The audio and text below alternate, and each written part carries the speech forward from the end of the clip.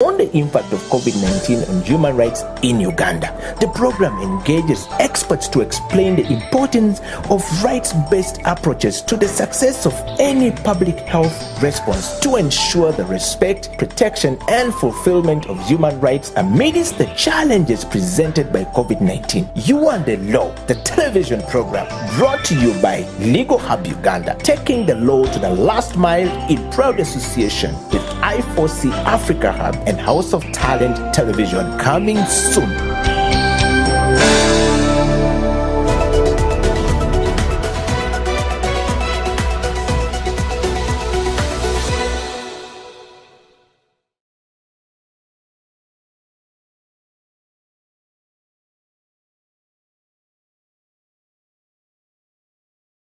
Welcome back. This is You and the Law, the COVID edition here on House of Talent Television. I'm Jonathan Ochom, your host, and today we're sitting with Angela Sime from FIDA Uganda to discuss gender-based violence and how COVID-19 has affected or impacted on the whole gender-based violence situation in the country.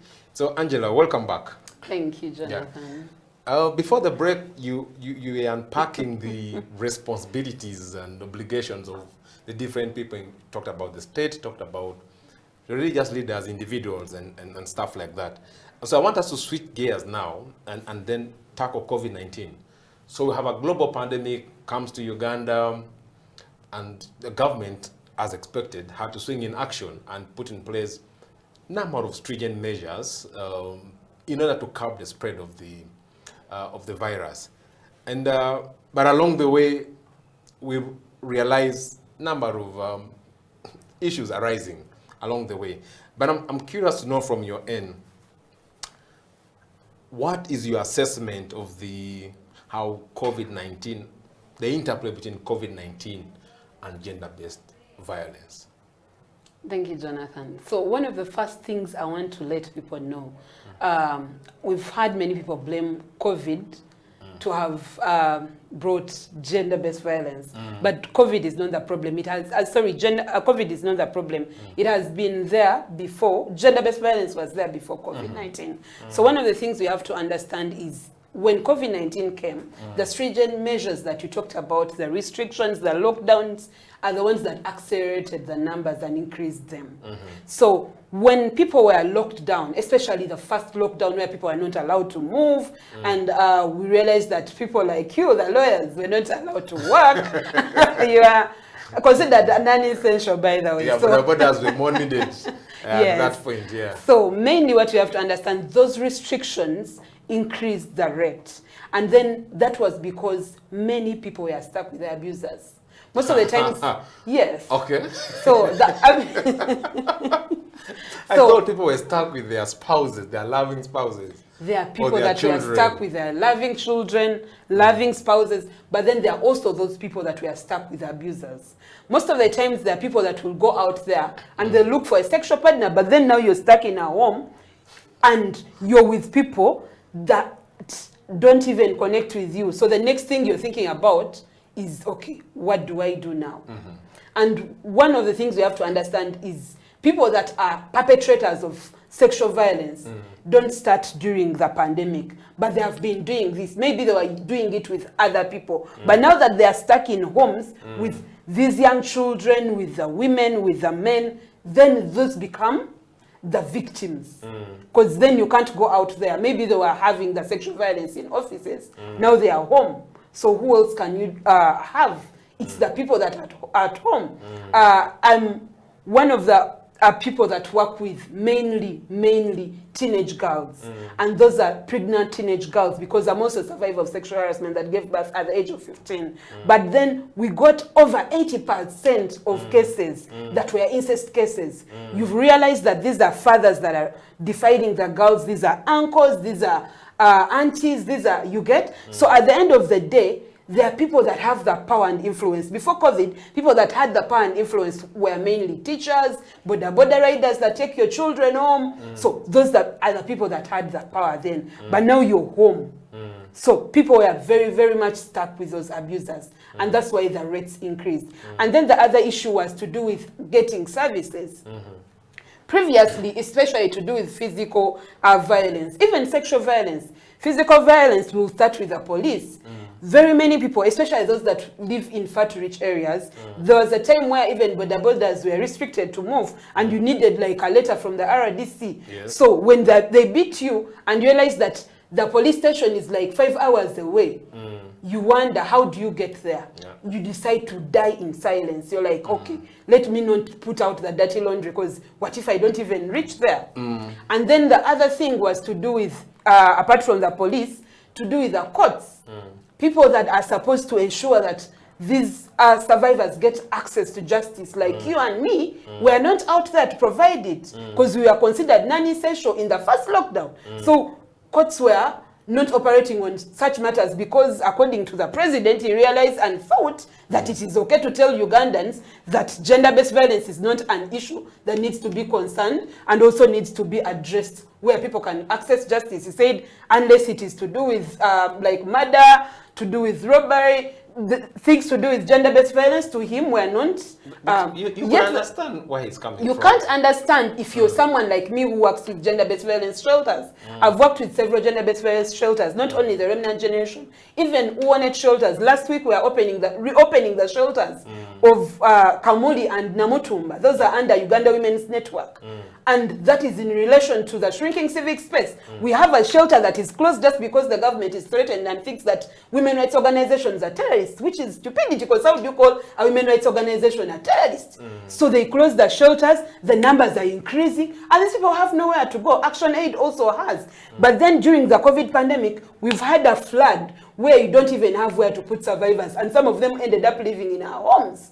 So it's an issue that was supposed to be tackled. So when it wasn't tackled, it kept accelerating. And then they keep blaming COVID, but it's not COVID, it's the system in place. If the system was in order and people can access justice, people can go to police, people can ensure that there's a shelter. Government has consistently failed to set up a shelter for gender-based violence survivors. And yet it limits the organizations that have put these shelters up. Because we have like 5 women rights organizations that have set up shelters for gender-based violence. But then you realize that even the restrictions that are there to start and also to operate, they are very, very stringent and draconian. So it becomes so hard for these people to provide the service to these, to the survivors. Yes. So, Angela, you paint a very sad picture. Which could be factual, but I'm sort of anxious to know, aren't there things that we can say in this area? The government did well. At least it intervened this way, but tried.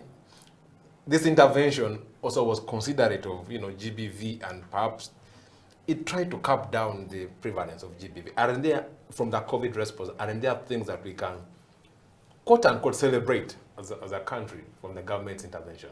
The first thing I said, I commended, because the first thing is in regards to the laws. We have the laws, but then we failed on implementation. So it's a success and not a success. No, I mean in the context of COVID response. Yes. Still, when after the first lockdown, when they opened up and the hospitals are operating, that's a plus. It's a success. And then, but then you realize that even when the hospitals are open, transport fees, too much. Not everyone can afford the transport of taxis now. Yeah. Even border. Yeah. They have doubled the price, because the taxi that was taking 14 people is now taking like 7. Yeah. So if you are living in Tinda and you're going to Masaka, the transport you'll use, let's say it was 20,000, now it is at 40. How many people can afford 40,000? So yes, there are measures that have been done, and we commend and we thank the government that it opened up. And then also we are grateful that also I've realized that there are also areas where the Ministry of Gender, we commend them, especially Angela.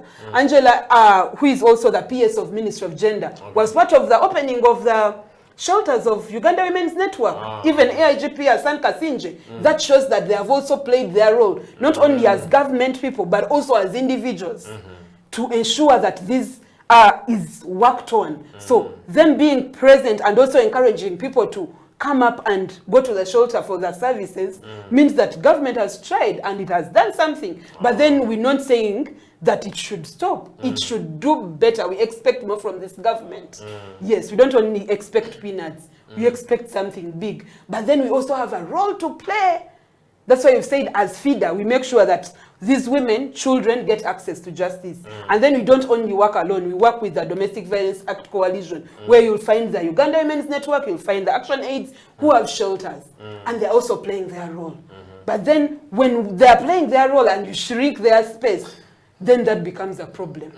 Yes. So, Angela, you've highlighted the challenges that government has gotten itself in, but I'm then curious to know, what role do you think that ordinary people at the family level, because it's important also to highlight, the community aspect. We can't push everything to government, whatever the justifications.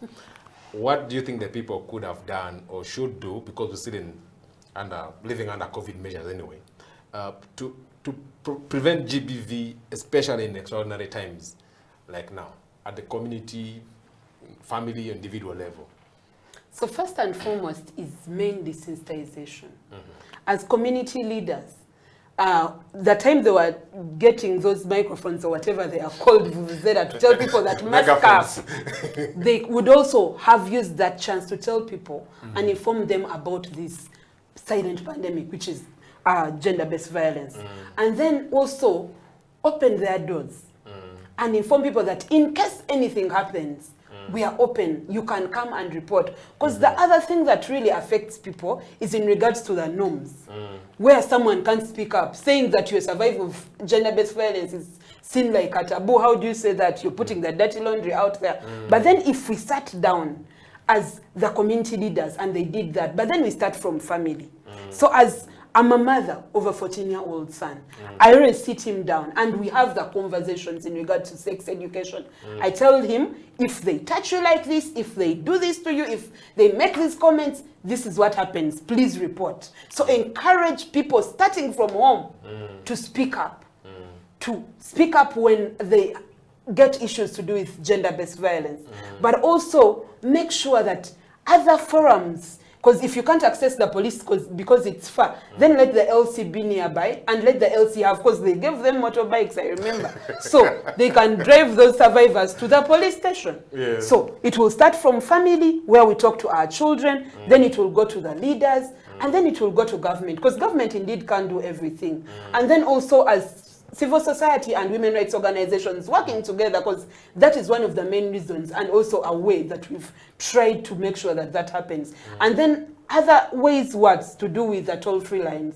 Many people, I also commend Uganda Police Force. They also got a toll-free line in regards for GBV. Yes, for GBV. Okay. Even other organizations, FIDA got, we have a toll-free line also in regards to GBV and other cases to do with women and children, Women's Pro Bono Initiative, the Remnant Generation, and other organizations. So really, there's a lot that has been done, but then there's more that needs to be done. A lot that needs to be done.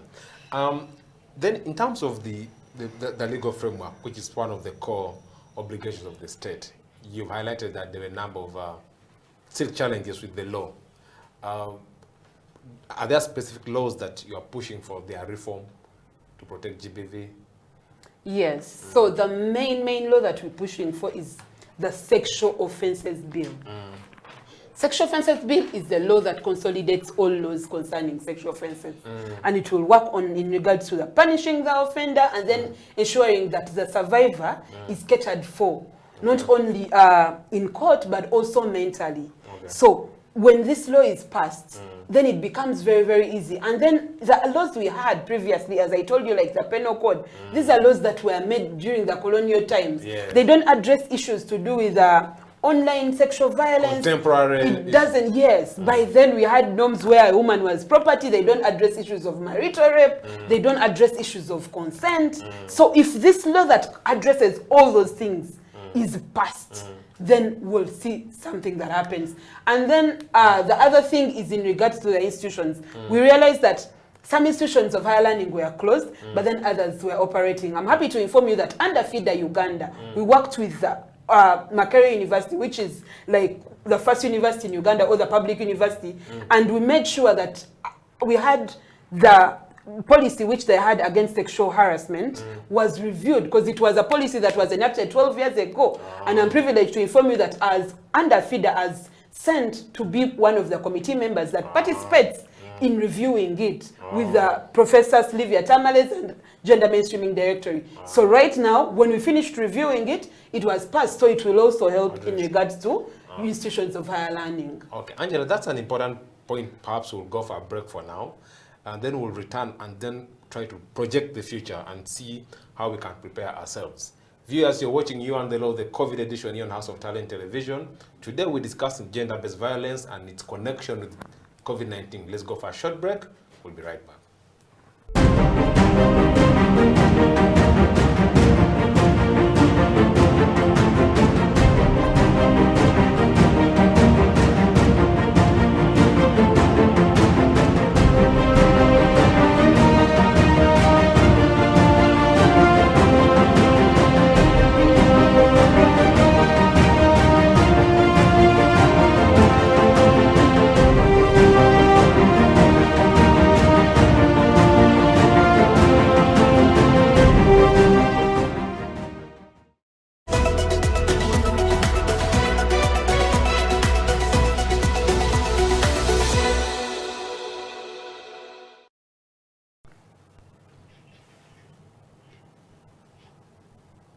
This is You and the Law, the COVID edition here on House of Talent Television.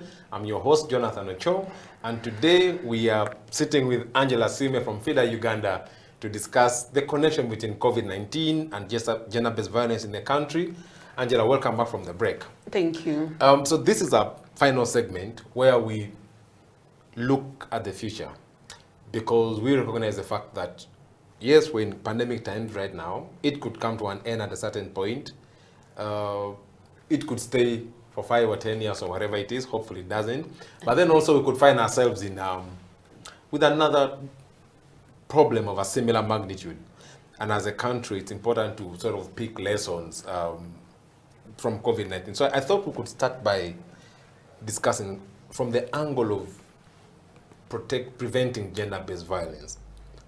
What lessons do we learn from the current COVID pandemic and our response to it? What have we learned that can inform our actions for the future? Then perhaps later we shall then talk about specific recommendations, but I thought we could start by lessons first. One of the lessons we've learned is in regards to family. Family being the main unit. You know, previously people were more into sending children to schools. And as parents, we were so redundant and we didn't play our role. So one of the lessons we learned is, let's have our children get the conversations in regards to sex education, so they're able to break the silence and report. Then in regards to government, one of the challenges was to do with allocating funds in regards to gender-based violence. Going forward, we learn a lesson that there's need to ensure that when they're allocating funds, they need to also consider other emerging issues, not just the pandemic. So you don't focus only on the pandemic and leave other challenges that are facing in the country, because also other things came up like land, but also mainly the main thing that rose was gender-based violence. So we don't only have to focus on the pandemic, but the country has to continue running. And then the other lesson we learn is that everyone is essential. What are the things we learned in Uganda? That without one structure, the other can't survive. True. Yes, so that's one of the other lessons, that we should know that everyone is essential in their own way, and everyone contributes to the other person's work. So we need everyone. And lastly, the other lesson we need to get is working together, collaborations.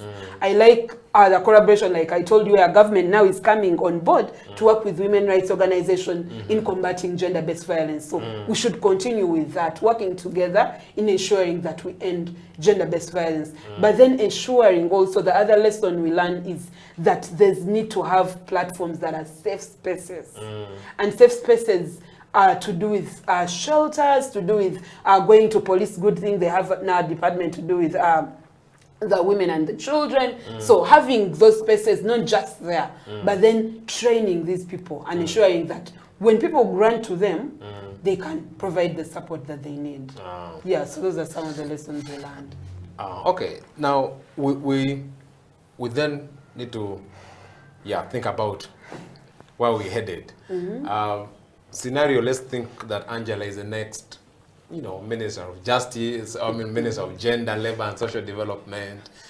sort of in a docket, in a position of responsibility that, you know, has a higher say or a higher mandate on prevention of gender-based violence in the country, what would be those recommendations that you'd push for to ensure that if we find ourselves in a similar situation, the country is prepared? Because I think when this started, people used to think it's a problem of China. It's a problem of the rich world. It can't reach here in Africa. I remember at the start they were saying that it doesn't even catch Africans, you know. Black people are okay. And then until the thing came through into the airport and spread across the country. So what would be those things that you'd say, you know, government, ABCD, prepare now so that if we find ourselves in this, we'll be able to maneuver through and ensure that GBV is prevented in Uganda? In regards to government, one of the main things would be in regards to passing the sexual offences bill, because it addresses at least 90%. I wouldn't say like everything, but at least 90%.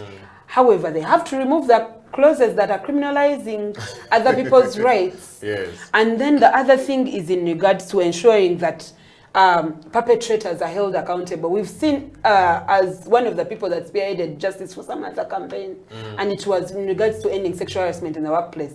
But then we see the alleged perpetrators not tried under courts of law, but then promoted from a deputy solicitor general to court of appeal. So we need to have stringent measures of ensuring that the perpetrators or the alleged perpetrators are brought to book, where the survivors can feel safe that, okay, if court said that this person is innocent, then that's okay. But then if you don't try this person in a clear court, which is a court of judicature, then it doesn't also help the survivor, because the survivor will also suffer again.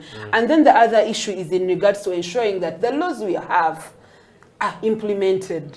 Because like you said, if as Minister of Justice, I would ensure the first thing was to ensure that there are measures that are clear and these laws are implemented. Because having good laws like the Constitution and all these other laws, and these laws are not even implemented, doesn't help anyone.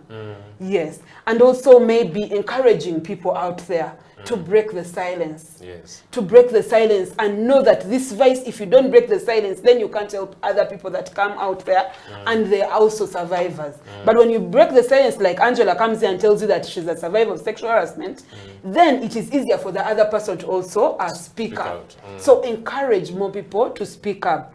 Then we also need to ensure that even the institutions that help in combating gender-based violence, like the police, courts, local councils, we need to have more trainings. I commend women rights organizations, especially FIDA, the Remnant Generation, Uganda Women's Network, who have done a great job at training police officers, at training cultural leaders, religious leaders, in regards to combating sexual and gender-based violence.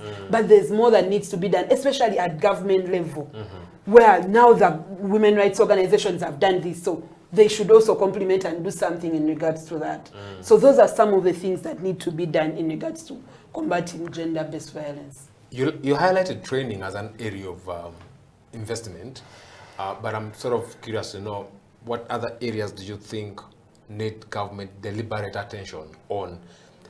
Because I know if you talk about training, you're talking about resources. What are the other areas that actually resources should be dedicated to? So that we're able to deal with pandemics or any other situation like COVID-19 and prevent GBV. The other areas in regards to resources is to do with our budgeting, especially the national budget. Realize that most of the times, even now when COVID came, since the onset of COVID, all the money is directed to COVID. So they need to allocate some money in regards to Ministry of Gender and towards fighting or combating gender-based violence. Because if most of the people who are engaging in Ministry of Gender, they were like, okay, we also want to support, but then we don't have a budget for this. And there's nothing much you can do about it. So as women rights organizations, if you're to work with them, you'll end up even funding them. You'll pay for most of their services to make sure that something works out. So there's also need to also ensure that they direct some funds in that docket. Yes. As we come to the end, Angela, I want to sort of get your parting shot, but in the form of,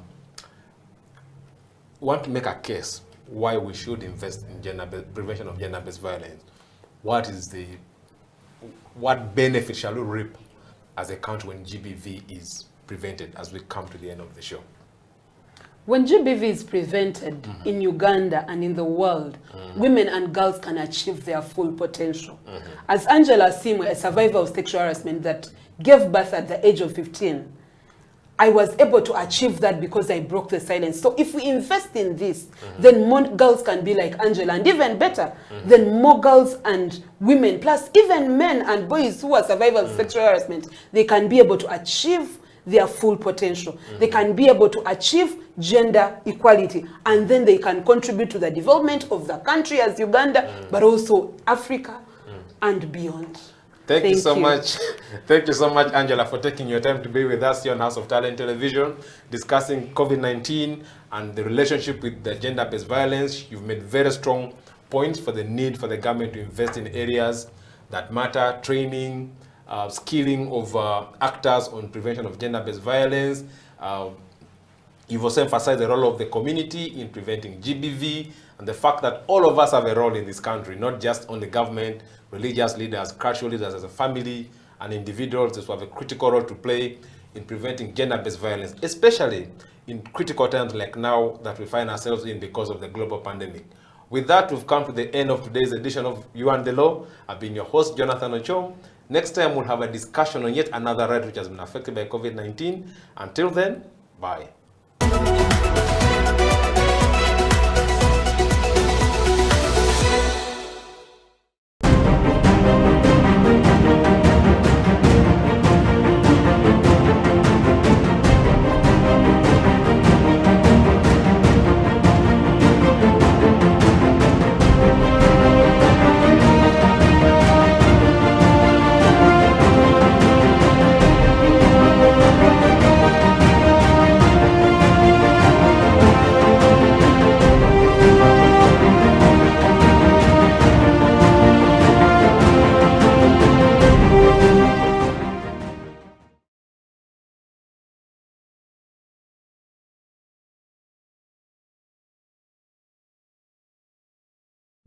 I have the pleasure to present to you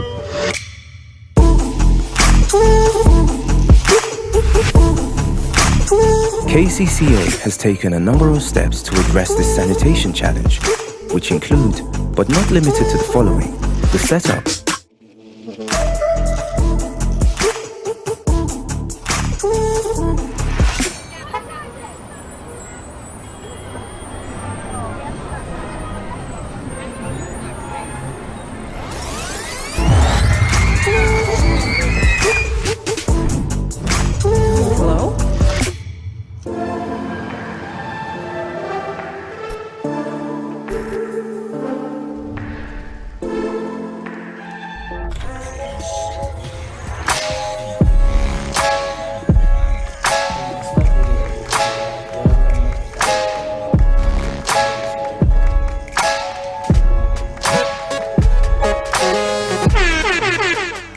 Welcome to Slam Dunk Basketball Talk.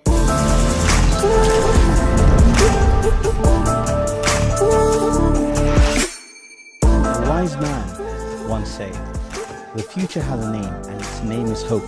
A tiny flicker of light that feeds on hope is enough to shatter any shield of darkness." At Mandulus, we really believe.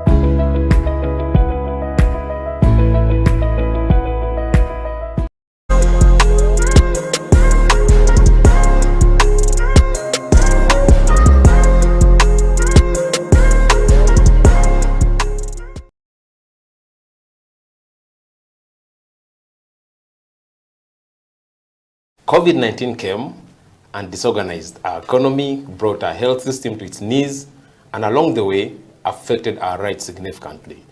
This is You and the Law, the COVID edition here on House of Talent Television. My name is Jonathan Ochom, your host.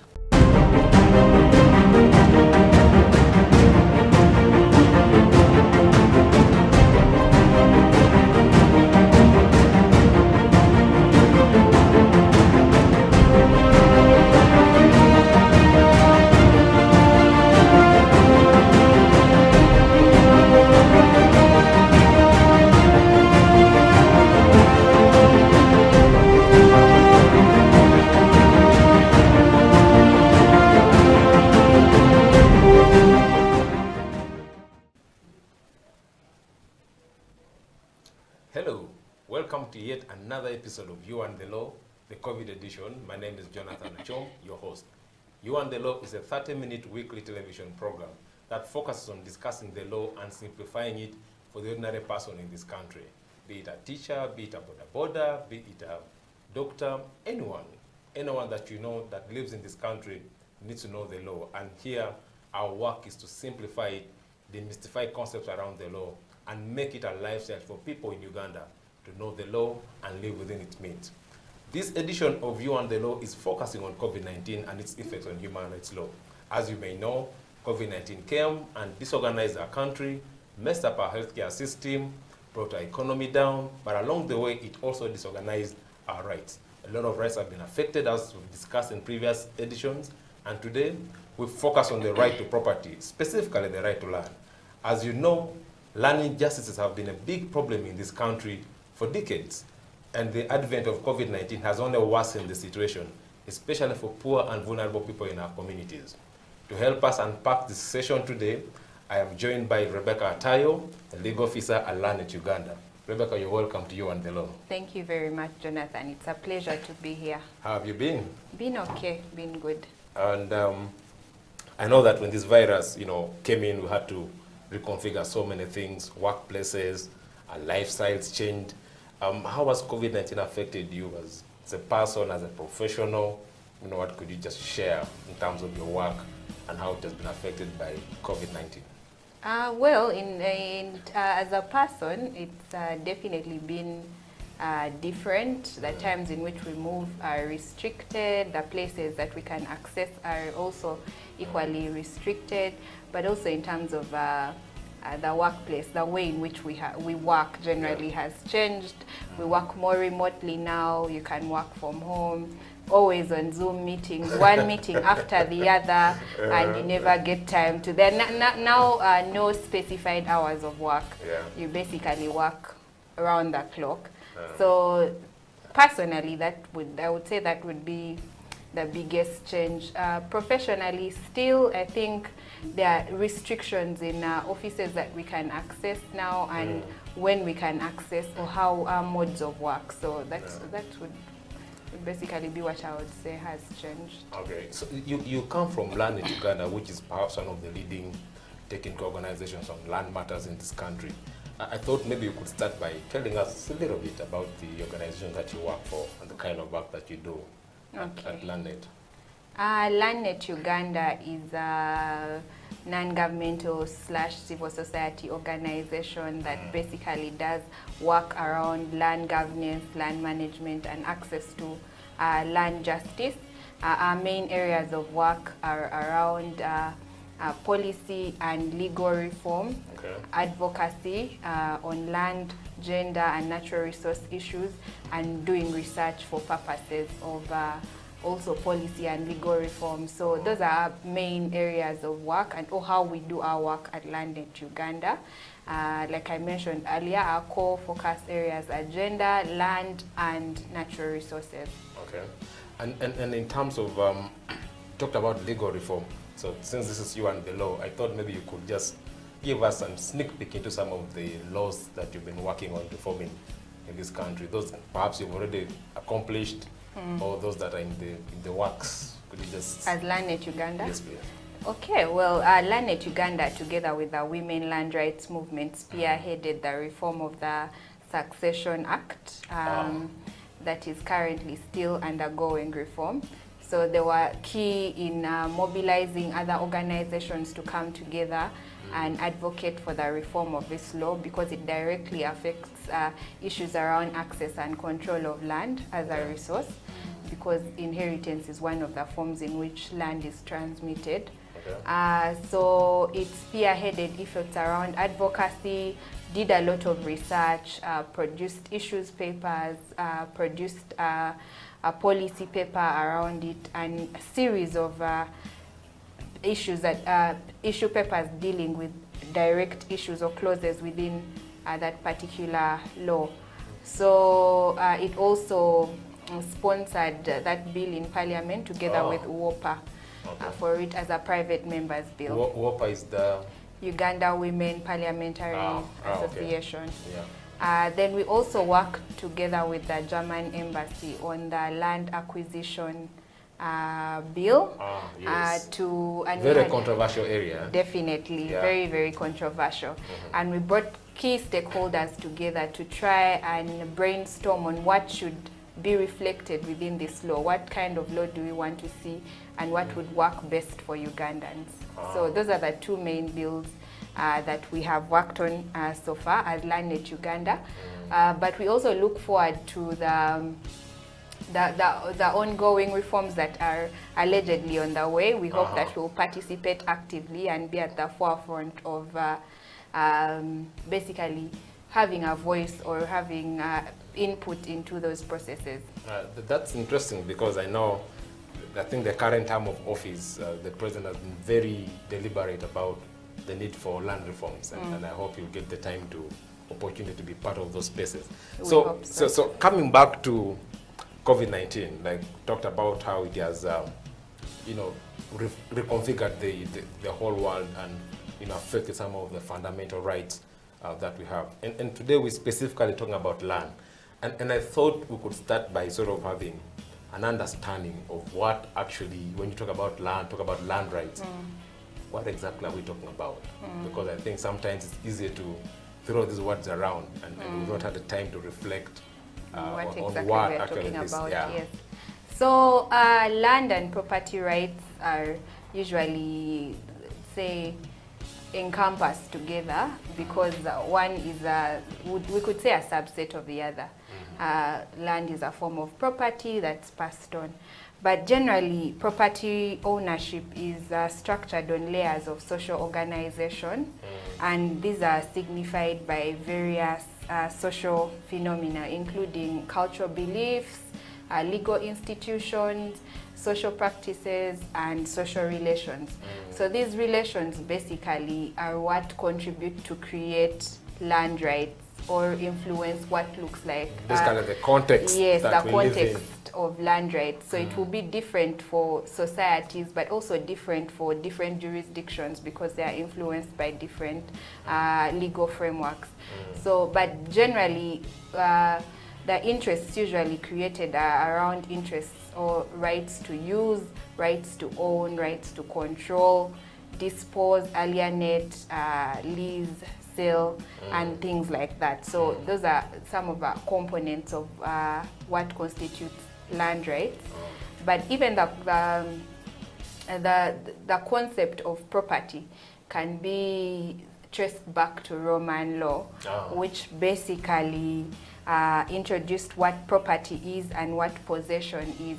So their understanding of property was like in English law, what would amount to absolute ownership. Okay. Yes, and within absolute ownership, you had use rights, you had the rights to enjoy the fruits from that land, and then you had the rights to dispose of. If you grow your matoke, exactly, you have the right to.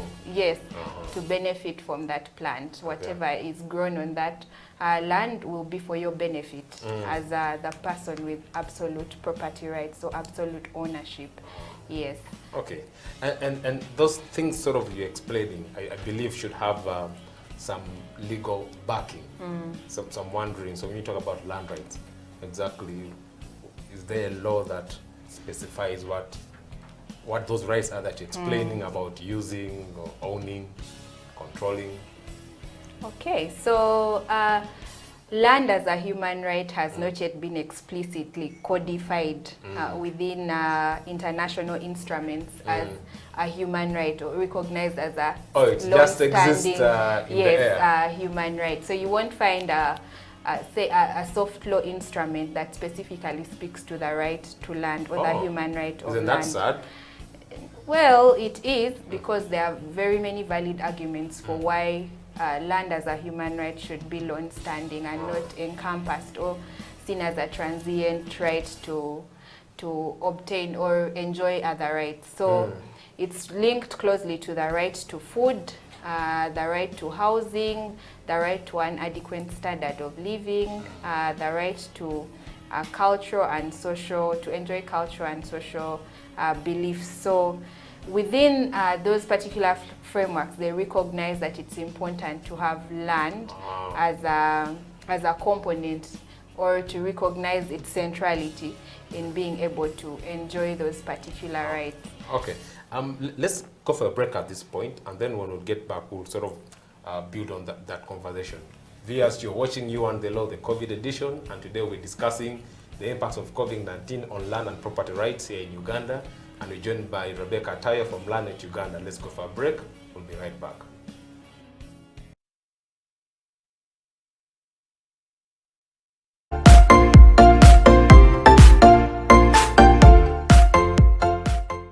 Hello, welcome to this edition of.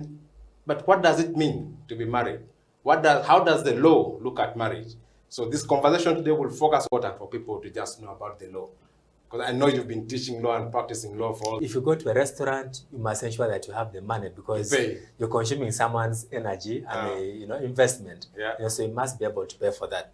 So we interact with the law at all times. It's part of our everyday life. Yes. Man, you don't want to be in trouble after many years of working hard only to realize that you have no rights at all, simply because you didn't celebrate any of the marriages that are recognized within the laws of Uganda. With that, we come to the end of this edition of You and the Law. It's a bye from us. See you next time.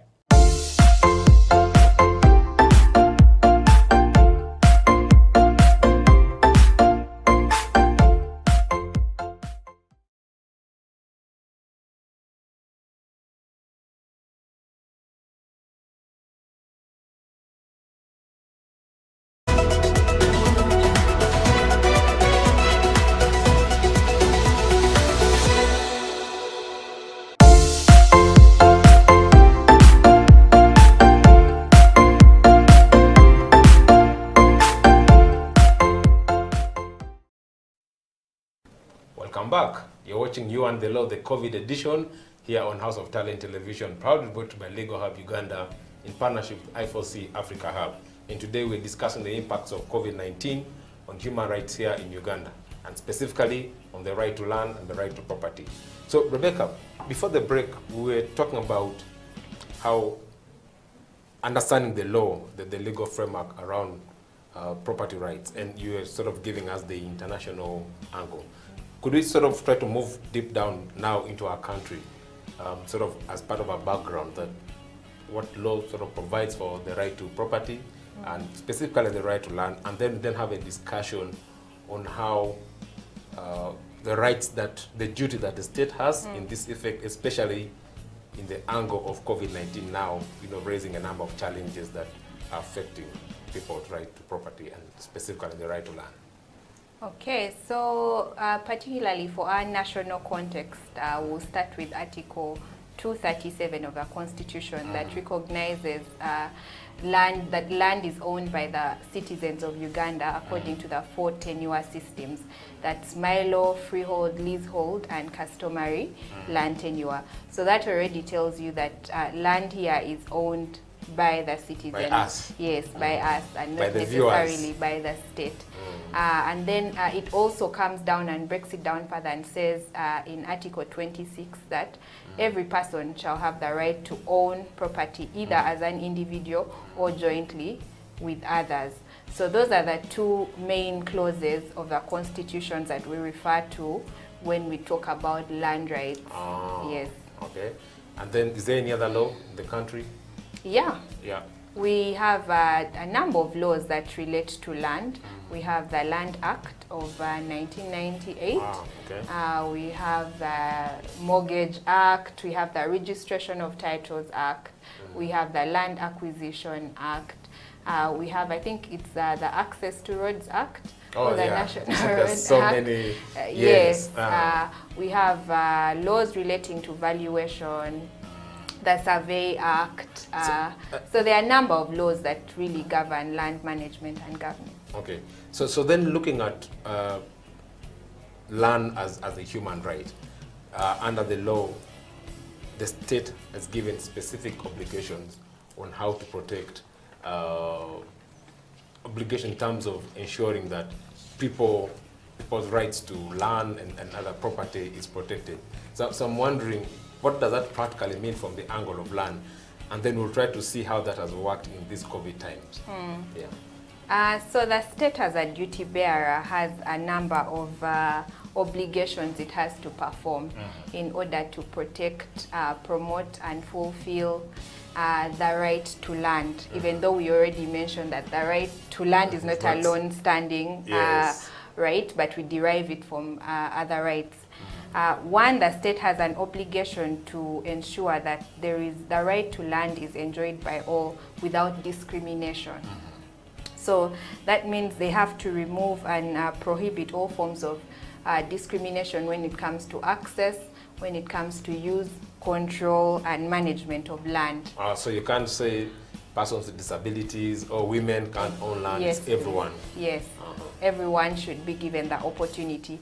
And where, as a result of, say, culture or traditions, there are certain discriminatory practices that are in place, then the state has to take further action through affirmative action to make sure that special attention is given to those particular groups to eliminate that discrimination. Then the state also has to refrain from measures that would cause the enjoyment of the right to land and natural resources to regress. So obligations against regression. So for example, if you remember the debate that we had around the land acquisition bill, putting clauses that as if limit unjustly the right to property because compensation was not happening prior to taking over possession. So basically the state was running away from... So that the state was regressing by if it indeed went ahead, if it had gone ahead and passed it as a law, that would be a retrogressive step. So then with those sort of clear roads, COVID-19 then comes and sort of disorganizes how things have been. And I'm wondering, how has this virus, the pandemic, how has it strictly affected land rights in Uganda? Because like I indicated at the start of the program, that there was already we've had so many land issues in this country. So COVID-19 just basically came and sort of worsened the situation. So I'm wondering, how has it been? How has COVID-19 affected land rights in Uganda? Okay, COVID-19, just like any other sector, the land sector was not spared. So it was affected in various ways. One, in terms of land administration, I think during this period, the Ministry of Lands halted certain operations. And because of this, for example, MZOs were not, ministerial zonal offices were not fully operational as they had been before. So the effect was that transactions were a bit paused. It was not easy for transactions to be ongoing because a number of officers were not in office at that time. But it also delayed, for let's say in terms of accessing these offices by the vulnerable, it was so much harder to get there because of access in terms of movement. So that was also detrimental. In terms of tenure security, we would say, especially for vulnerable groups such as women, what happened is that a number of women, this may seem far-fetched, but a number of women lost spouses as a result of COVID-19. And we know that women's rights to land and property are hinged on male relation in many instances in their family. So when you lose a husband, you're put at risk because you may be chased out of that land or disinherited because you don't have the attachment to the male personality within the family. Then in terms of access to land, justice as well, courts were not fully operational during that time. So people who are suffering some form of human rights violations on their land or were victims of forced evictions were not easily accessing the courts. I think there was even a report that actually showed sort of an increase in land evictions during, despite the fact that the ministry had issued directives, the increase in forced land eviction was reflected. So there is definitely that. It also affected livelihoods. Land is a factor of production for agriculture. So during this period, farmers were not able to access inputs for land, but also if you have managed to finally have harvest, you're not able to access markets, or the demand for the product the supply was too much and the demand had gone down. I think I saw farmers selling matoke at 500 shillings. 1,000 shillings a bunch, a cluster, or whatever. So those are some of the effects of COVID-19 on the sector. And perhaps before we go for a break, we need to have sort of a conversation on some of the measures. I know you hinted on them that the government of Uganda put in place to try to address some of the effects that COVID-19 has had on the land sector. But maybe we'll pick on that after a short break. Viewers, you're watching You and the Law, the COVID edition, and today we're discussing the impacts of COVID-19 on land rights in Uganda. We're joined by Rebecca Tayo, the legal officer at Landnet Uganda, one of the leading organizations working on land issues in this country. Let's go for a short break. We'll be right back.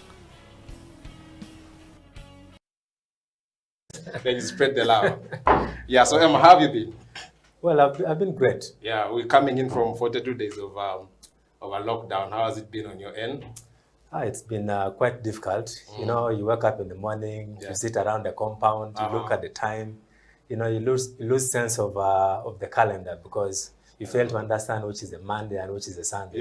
You're even lucky that you have a compound. Some people live in one-bedroom houses and have nothing to look except their iron sheets. Yeah, sure. And really, you're our first guest really on this program. And why do you think it's sort of important for people to just know about the law? Because I know you've been teaching law and practicing law for all these years. Yeah. Yes. Well, thank you. You know, when it comes to the law, we basically live the law, on a day-to-day basis.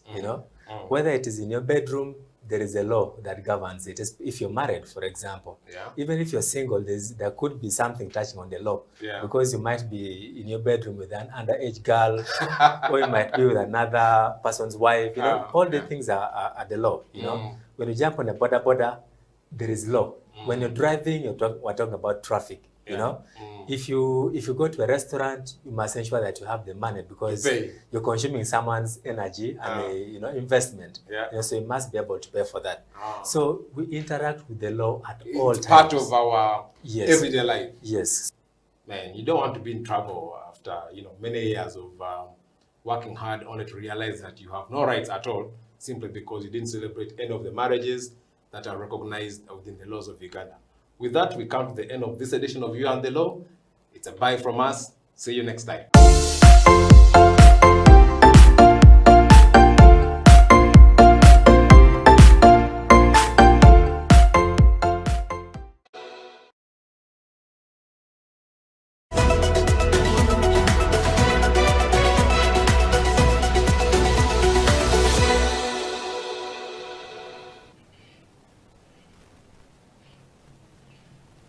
Welcome back. You're watching You and the Law, the COVID edition, and today we're discussing the impacts of COVID-19 on land rights in Uganda. And we're joined by Ms. Rebecca Tayo, legal officer at Landnet Uganda. Rebecca, before we went for a break, we started this conversation around the measure that government of Uganda put in place to try to protect land rights amidst, an unforgiving pandemic. that COVID-19 has been. And so I thought maybe we could pick on the conversation from there. What are some of the things that government of Uganda, either through the Ministry of Lands and other organizations, do to try to protect people amidst, such a trying time? Thank you, Jonathan. I think I know of only about 2 or 3 measures by the ministry. There could be more, but I think the right person to mention them would be from the ministry. So one of them was a directive issued by the ministry to stop evictions during the lockdown period. I think the ministry even went further to have discussions with the judiciary on these evictions and eviction notices, and a practice directive was issued by the Chief Justice to also halt evictions during this period. And then where they were not, it was not possible to halt them, these evictions were to be verified by the courts that issued them before they could be executed. Yeah. I mean, it's very interesting because then they seem to have focused only on matters that maybe for things that will be, before court. I don't know if there's anything they did around resolving land issues, say, around during using the local council codes or other structures, because I'm sure that even within them, there were a lot of cases arising in this period. But again, like you said, some of these issues are better explained by the people in the ministry. But we could then sort of try then to look at what do you make of those interventions? Did they work? Didn't they work? What could have been, any challenges encountered in the course of trying to enforce some of those protections that were issued by the government of Uganda? Maybe I'll start by referring back to what you said, that the focus was mainly on evictions and evictions that are issued by court. All legal evictions must be issued through a court order. But I think at the time the government was looking at which is the biggest threat right now, which is possibly rendering some people landless and having nowhere to go during desperate times. So it was trying to avoid that, and it seemed like the biggest threat at that point. So I imagine that is why the ministry decided to focus, the ministry and judiciary, on land evictions during that time. Well, it's a big problem in the country anyway. Yes, it is. It's definitely a big problem. And then also the spirit or the attitude of impunity, that despite there being practice directives, despite there being practice directions, and directives by the ministry, evictions continued to happen. Each and every other day on the media, we saw an eviction story happening. So I think, of course, these measures did not necessarily work. Because it continued to happen despite, It's interesting because I think well-intended as the measures could be, but I think we have lived long enough in this country to also know that maybe there are a bit of some exceptions that happen in the course of enforcing some of these measures. But then, this is 2021. We don't know what could happen in 2023, 2025. The dynamics of this virus are not yet very, clear to everyone. We don't know how long it's going to take. But we're wondering if we find ourselves in a situation like this, perhaps in another 5 or 10 years, what could be sort of your ideas around measures for protecting land rights in difficult times like the ones that we find ourselves in at the moment? Because part of the essence of this show is really to generate policy proposals, recommendations that can be picked on in future if we find ourselves in a situation that may not be a pandemic, it could be something else, but something of this magnitude that disorganizes our normal lives. I'd say it's important for, say, the state as a duty bearer to recognize, first of all, view land as a human right. So put first, before anything, instead of viewing land as a possible commodity and financial assets, and viewing it mainly through the lens of investment and production and an aid to economic development, view land as a human right. As an entitlement. Yes, and basically what you're doing by doing that, what you're trying to achieve by doing that is to put before anything else people's needs on land, people's aspirations when it comes to land, putting first people's livelihoods, because then you recognize the centrality in land, in having a dignified and self-sustaining and self-determined community. So it's important for them to look at land rights from that angle in order to have their priorities right. Yeah. It's an interesting angle to look at it, because I think the lens that through which a government always operates is to see this as a tool for development and not something that people should, should have as a right, much as there's sort of that recognition for of land rights as a right. But I thought that perhaps we could try to explain further, expound on the roles of the state, because you indicated at the start that land rights are human rights, and the state has very many obligations in this area, and I thought maybe you wanted to expound on those areas again as part of our way of also thinking of a way forward. I think aside from the ones I already mentioned, the state also has the duty to fulfill the right to land, and this basically means that the state has an obligation, or would ordinarily have an obligation, to provide or make land more accessible, or ensure that citizens have better control, tenure security of their land, and it's not susceptible to threat. So even for landless communities, it's important that the government provides land because of what it signifies. That means they'll have food security. That means they'll have access to some form of livelihood.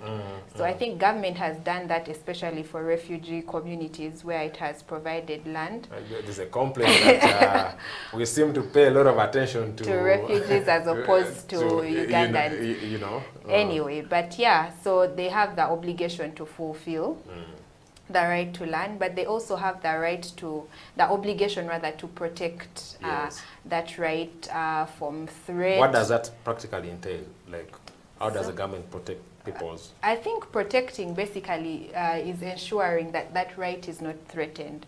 And what that would look like would be putting in place laws and policies that entrench and protect this right, but also ensuring that there are laws that sanction third parties who threaten this right. That could be individuals, that could be corporations, other entities that threaten the right to land on individuals. So protecting takes that form of ensuring that this right is not threatened. Some people argue that some individuals could be different to distinguish from a duty bearer. I don't know what you think. Well, I don't want to speculate, but it seems to be the case. That's true. But the state has to distinguish itself from particular agents of the state or arms of, or particular individuals, and play its role to protect generally its citizens when it comes to their right to land. Then it also has, I think we talked about protection, we've talked about fulfillment, we talked about restraining from retrogression, also promote this right or promote the right to land. So promotion is basically ensuring that this right is enjoyed. Citizens are able to enjoy their land, facilitating transactions in a seamless and easeless manner, ensuring that there is a security of tenure, both for people with titled land and non-titled land. For us, the customary land owners, among other things. Own our land through stories. Exactly. That, I inherited from my father, and my father got from his father, and the circle sort of continued. Yeah.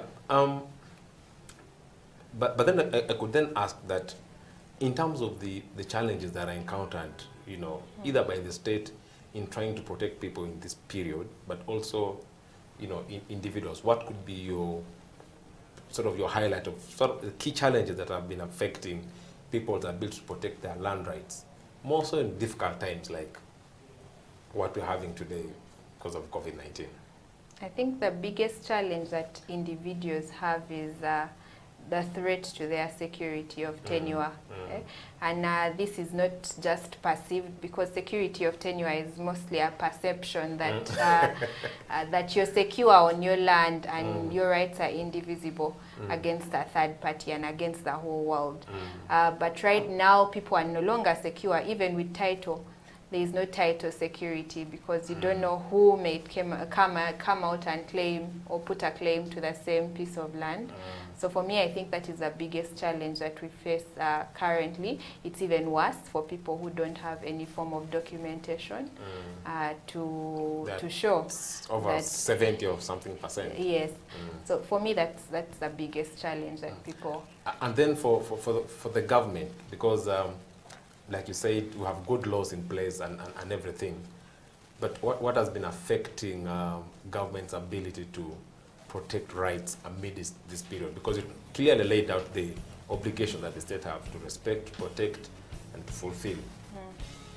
What would you think are the hindrances that have sort of stopped, enabled those things to continue happening, yet the government has still the obligation? I mean, has put in place a bit of infrastructure to try to handle this.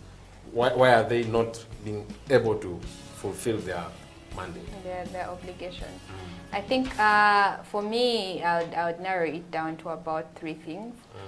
One is, first of all, even in terms of capacity, the government is still, especially Ministry of Lands, there are capacity issues, human resource, but also financially, in ensuring that they're able to deliver on their mandate when it comes to protection of human rights. Secondly, there's also just a culture of impunity. Even when the ministry goes ahead to issue some form of directive to protect citizens, it's not respected by many. They still want an abuse of these directives. So that is definitely a challenge, and it just requires some form of mindset shift from the public generally. Then another challenge that I think the ministry is experiencing would be in terms of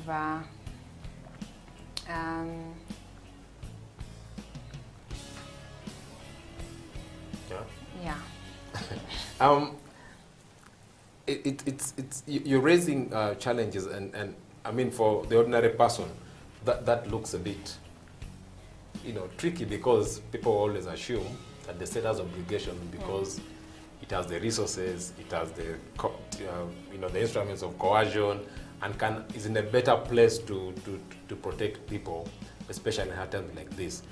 So, I mean, having you discuss their challenges, I mean, I think for ordinary person could be really heart-wrenching.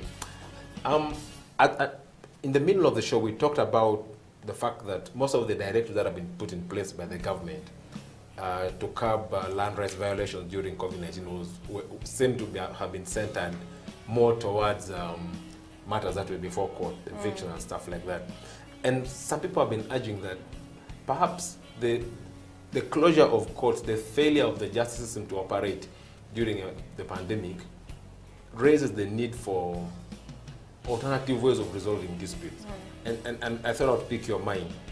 How do you think, first of all, what are the alternative models that exist for resolving land cases in this country? And how do you think they would have been effective in enabling people enjoy their rights or protecting people's rights during the coronavirus pandemic? Of course, the local council courts are an alternative. It's still part of the formal justice system and the formal justice structure, but they're an alternative that could be exploited because they are closest to the people, they come from within the community, so they understand the context in which they operate. So that's an avenue that we could look at exploiting. For customary tenure, we have clan structures, we have family structures that could also be exploited to deal with land rights violations within these particular areas. I think the biggest issue would be trying to capacitate these particular structures to perform their roles and carry out their duties. Some people say that some of them have never even seen the constitution. Yes, and and it's not a lie, because a majority of them may not even know how to convene the court, how to issue judgment, summon witnesses, things like those. So you find that even for the elite, they would not turn to these structures because they don't have confidence in the kinds of judgments that would be issued. They don't believe in due process, probably, or in many instances, people feel like because they are from within the community, they could be easily compromised. Because they are relatives, friends. So issues like that. But I think that particular structure, the LC2, which is I think the first court of instance for land matters, could be exploited to deliver justice. Okay. I mean, interesting angles, and I think viewers, as we come to the tail end of this conversation, it's important for us to understand what mechanisms are in place for us to resolve land conflict under normal times, but also more importantly during periods like this, when the normal functioning of the judicial system is heavily compromised because of the need to protect people from, contracting or spreading the coronavirus or any other pandemic that might hit us soon. As we come to the end, Rebecca, what could be your parting shot, really, and what message would you leave out to Ugandans out there who are watching this program, who have been affected by COVID-19, especially from the angle of their property? Right, what options would you give them now that maybe things are normalizing or might be normalizing soon? For Ugandans who have been affected during this period, first of all, I would implore them not to lose hope. There's still avenues through which you can access justice. The courts are now fully operational, I think, and they have also adopted technological changes. So you can approach the courts for whatever needs or justice needs that you may have, but also utilize the local council system, utilize traditional systems if you're within the tenure system or the customary land tenure system. Okay. Yeah.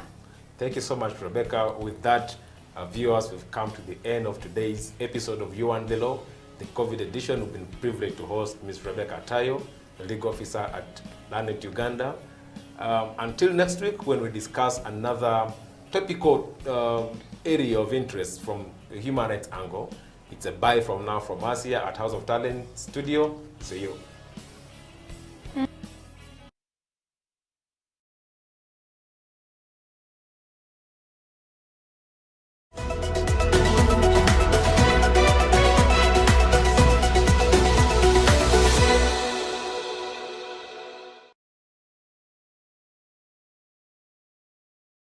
COVID-19 came and disorganized our economy, brought our health system to its knees, and along the way, affected our rights significantly. This is You and the Law, the COVID edition here on House of Talent Television. My name is Jonathan Ocho, your host.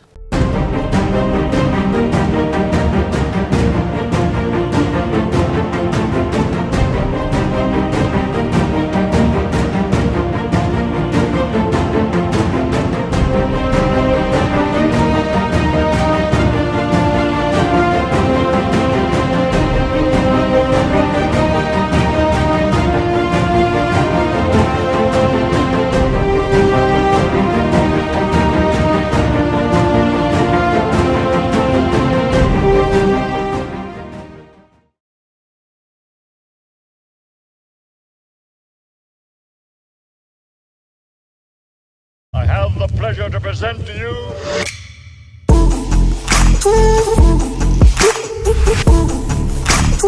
KCCA has taken a number of steps to address this sanitation challenge, which include, but not limited to the following: the setup,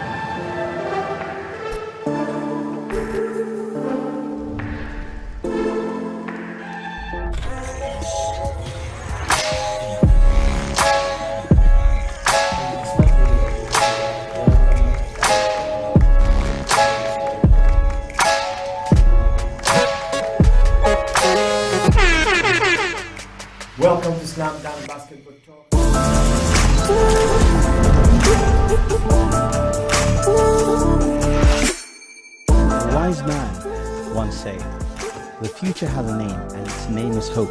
A tiny flicker of light that feeds on hope is enough to shatter any shield of darkness. At Mandulus, we really believe.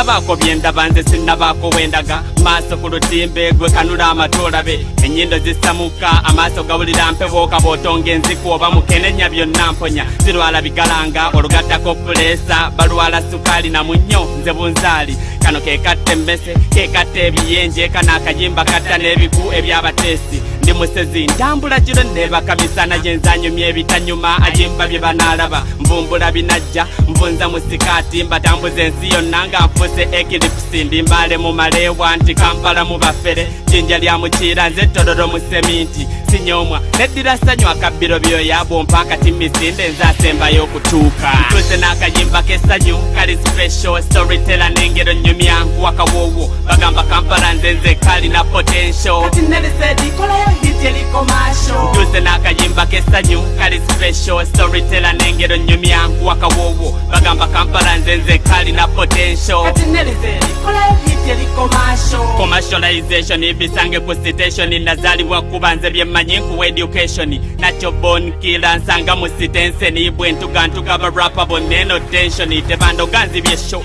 nze siwanda muliro tebanyiganako nsambye mike evumbeera stokisi nzisudde eri kondomu nzisambye eri nzadde rapu omu Kampala aleeta pampa gamba kwesto neibura tibebase nnyo omuzukulu azadde balongo mu jeno twalule gamba zalya nkuba nnyo Juliana akuze nnyo gamba endiza ya luzinda ng'emyaka tegigenda tuli Kampala mu bwengula minibazi twambula banaatera kutugaana kuzaala mbujjaamu aweze amata tunywa gambuzi oluusi bakama nnume tumwongere ekisanje kiddako tunywe ku gente ntuse n'akayimba k'essanyu kali special storyteller n'engero nnyumya nkuwaka woowo bagamba Kampala nze kalina potential kati nelisedi kolasho ntuse n'akayimba k'essanyu kali special storyteller n'engero nnyumya nkuwaka woowo bagamba Kampala nze kalina potential kati nelisedi kolayo hit eliko masho emyaka giba gitandika nze nnyongera kulukuta nina sitole z'okutandika ssebo okutaputa amanya nelisedi seinti kuba kugattako nze yasikira ab'ennamugongo nga babokyezza ndi mutume natumibwa kuba abakalimputtu mu Buganda bamanyiko kimusoza masowaani nsokanga kulyate nenaaba olw'engalo baka abasajja banneesi bakona gye nakoowa sigenda sikoowa sigejja nkyusa nekkala abasiima ogenze valuvalu mu hapo vipi sema tubeera tuddamu nti hapo saawa nze kanzire Dar es Salaam twogera ebisingawo ntuse n'akayimba k'essanyu kali special storyteller n'engero nnyumya nkuwaka woowo bagamba Kampala nze kalina potential kati nelisedi kolayo hit eliko masho ntuse n'akayimba k'essanyu kali special storyteller n'engero nnyumya nkuwaka woowo bagamba Kampala nze kalina potential kati nelisedi kolayo hit eliko masho yes nze mbongera buwoowo anti-commercialization omulondo n'engero kakubidde wano kakubidde waffe kakubidde eno Saint Nelly said kikola sense nnyo neera neno Nelly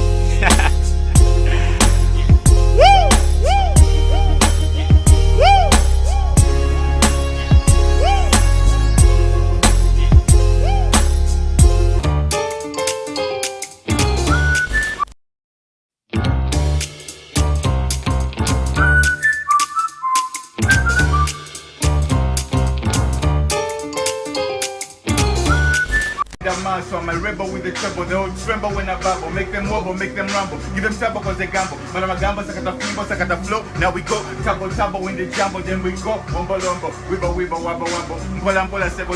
Mini stacky mambo jumbo. I bounce like a dribble, I ball like Mutombo, going global like the mobile. Now police are black label, Mimi ni on a rebel.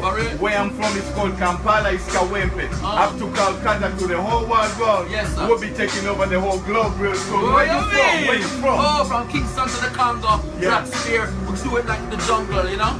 From Crown Ice with them board go. We tell you right now, we're tougher and tougher and tougher. Get stronger. Move through these streets. You used to make fun of me when I was a little child, you see? Yeah. You know, you always have to have belief, you know? Because them man will murder and some of them man will thief. You know? Smoke ganja.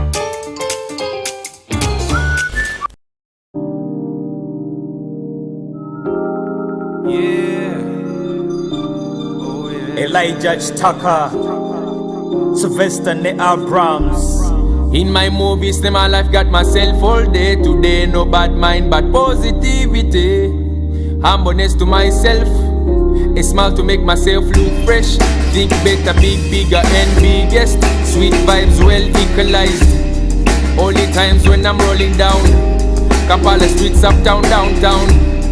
Hustle mpola. Mo magazine apatanga nkola. Nasikiriza ne bafala. Just buka kamute mulina malala. Kwebera poa, tobabusa kola bibyo. Just poa. Kwebera poa, tobabusa kola bibyo. Just poa. Sylvester ndi byanke sigena na bitutuma kulaba wetuddeko kulaba okukuluma onotera okuyimbula empologoma okunuma emaali yange gye nakola wodala yakuluma kataka enkolagana yange nenabyuma ng'okoba musajja munno osobola okutomera ekyuma olowooza kamege enjovu kenkanawa eddamu afunanga sitepu zange kati ndipoa sibabuusa ekinakulya kamenvu kigira mu kususa owakazeke alaba olwobye yesusiza mugendeko mpola omuwa pulaani zojja kwejjusa Kwebera poa, tobabusa kola bibyo. Just poa. Kwebera poa, tobabusa kola bibyo. Just poa.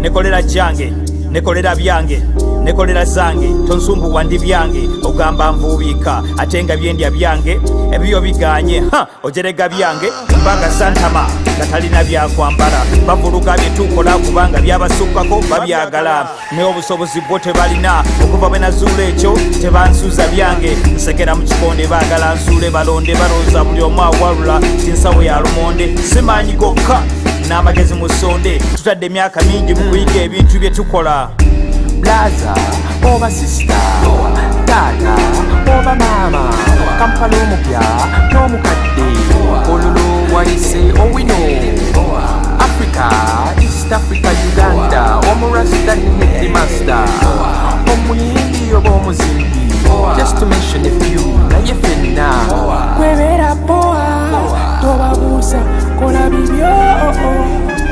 Just poa. Kwebera poa, tobabusa kola bibyo. Just poa.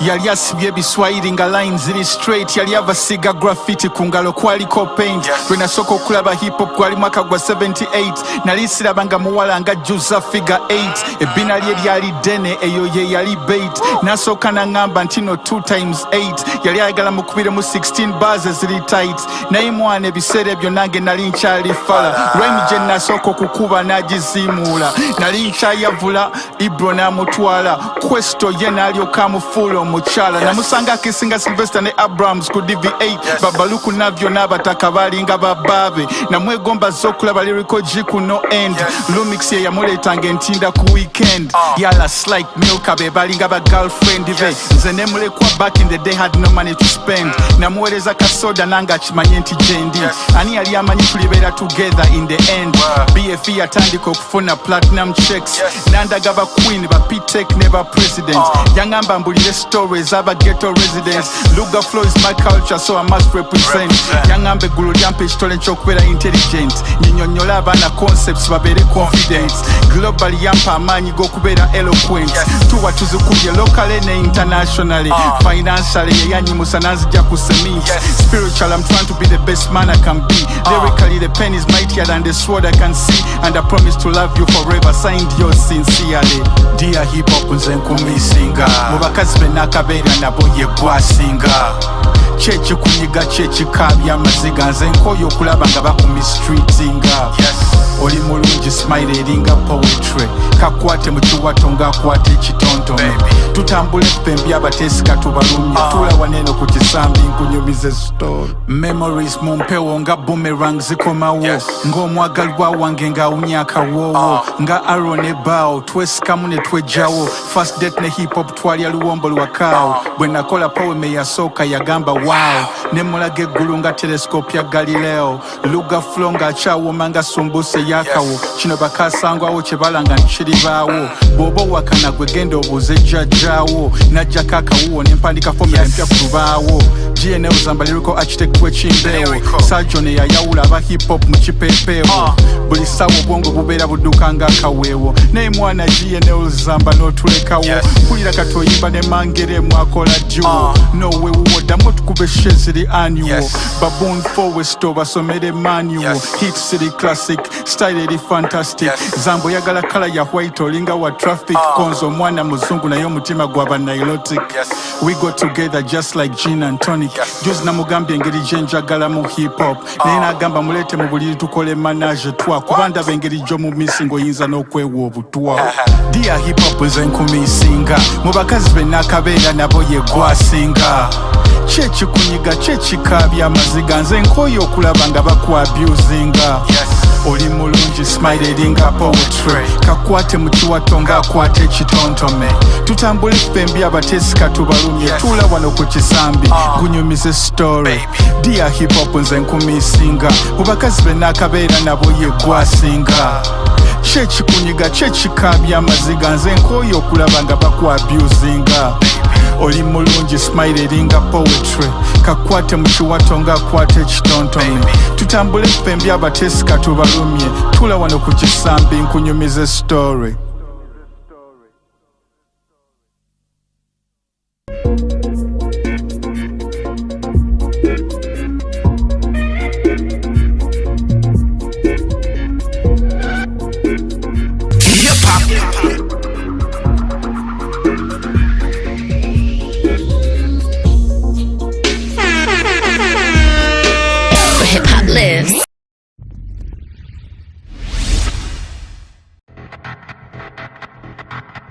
Yeah, it's God's MC. What Josh just be? What up? Listen, I got a G.O.D. all up in my DNA. Tornadoes, I get you carried away. Normally you get awake and get buried by Myers and listeners buried awake. Came to the session to bless them and swap them with the seconds I carried the lake. Do the impossible, move every obstacle out of the way that I bury you. Bring every expert an exam. My DNA strand was left stranded. The head jam into a jam. I got called masculine red-handed. I say that my reach only expanded. Even my setbacks and set standards. And rest gamblers, I get better. I'm the wild card, more or less gambit. God is my witness in my defense. I was born swimming in the deep end. For me, killing tracks is a must do. Ain't no maybe, ain't no defense. Every rap campaign, I spearhead, guaranteed to get my point into a cross. Before they put Myers to direction, automatically got pointed to the cross. I am pretty clear for a road sign. I put on in my off time that I'm respected, with or with no rhymes, but I'm connected. Even when offline, moving this boss for it, no Harrison. When every Star Wars comparison, every newcomer to sing, I ain't better than only when I respect the American. It's a story of how an ex-heritage was still afforded a golly inheritance. The one like a professor emeritus. We know we never deserve it, they married us. So while they feed off a sprinkler, they catch and they lean in the seat of their lamb. But mercy, we in the seat and on all they behalf as we kneel and we pleaded the lamb for mercy. I used to lit it when they get into the ring, but these days I got an overtones. Cause everyone that I know wanna be king, but nobody wanna be overthrown. You should know that I came up battling. I'm used to punches getting overthrown like javelins. I go over domes. The slack is something I don't condone. While cats were trying to be Hova clones, I go bully before Jehovah's stone. That's why all these skills that I'm known to hone got lyrics with spiritual overtones. I outside competitors grown for chrome. Hip hop is my house and I'm home alone. That's it, I'm only here to make observations and message your echoes across the globe. So hands in the air if you got the God DNA. God DNA. Hands in the air if you got the God DNA. God DNA. Hands in the air if you got the God DNA. You ready? God DNA. Yeah. God DNA. Hands in the air if you got that God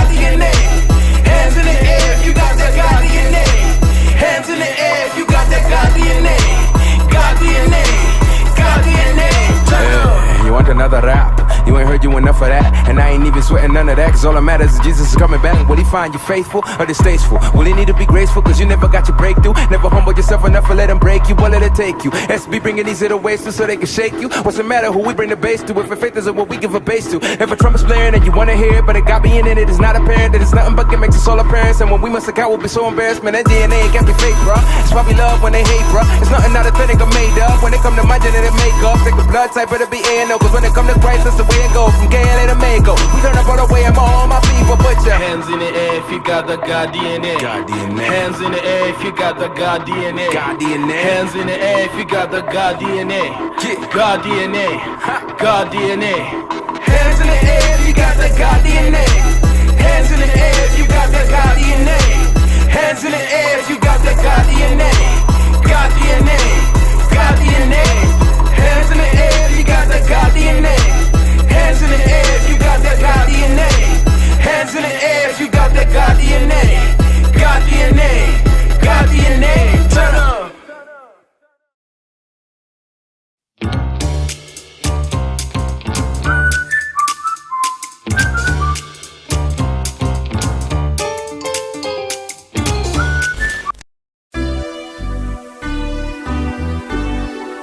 R.I.P. moms. Yeah, never forget you. Yeah, and for everybody else that we lost, everybody that we love. Yeah, I miss you. LG. Living in pain when you're caught up in the rain. Life hanging by a thread, about to fade away. All hope is gone when all is lost. Miss you, but I know life must go on. Living in pain when you're caught up in the rain. Life hanging by a thread, about to fade away. All hope is gone when all is lost. Miss you, but I know life must go on. Been a couple things going through my head. Time's getting hard, somehow I gotta maintain. There'll be another pain if I get caught up in the rain. Will I be the same? Will I be ready for the change? My heart is aching, I'm anxiously waiting. Time don't fail me while I'm anticipating. What am I saying? I'm not mistaken. Gotta pull myself up before I start fading.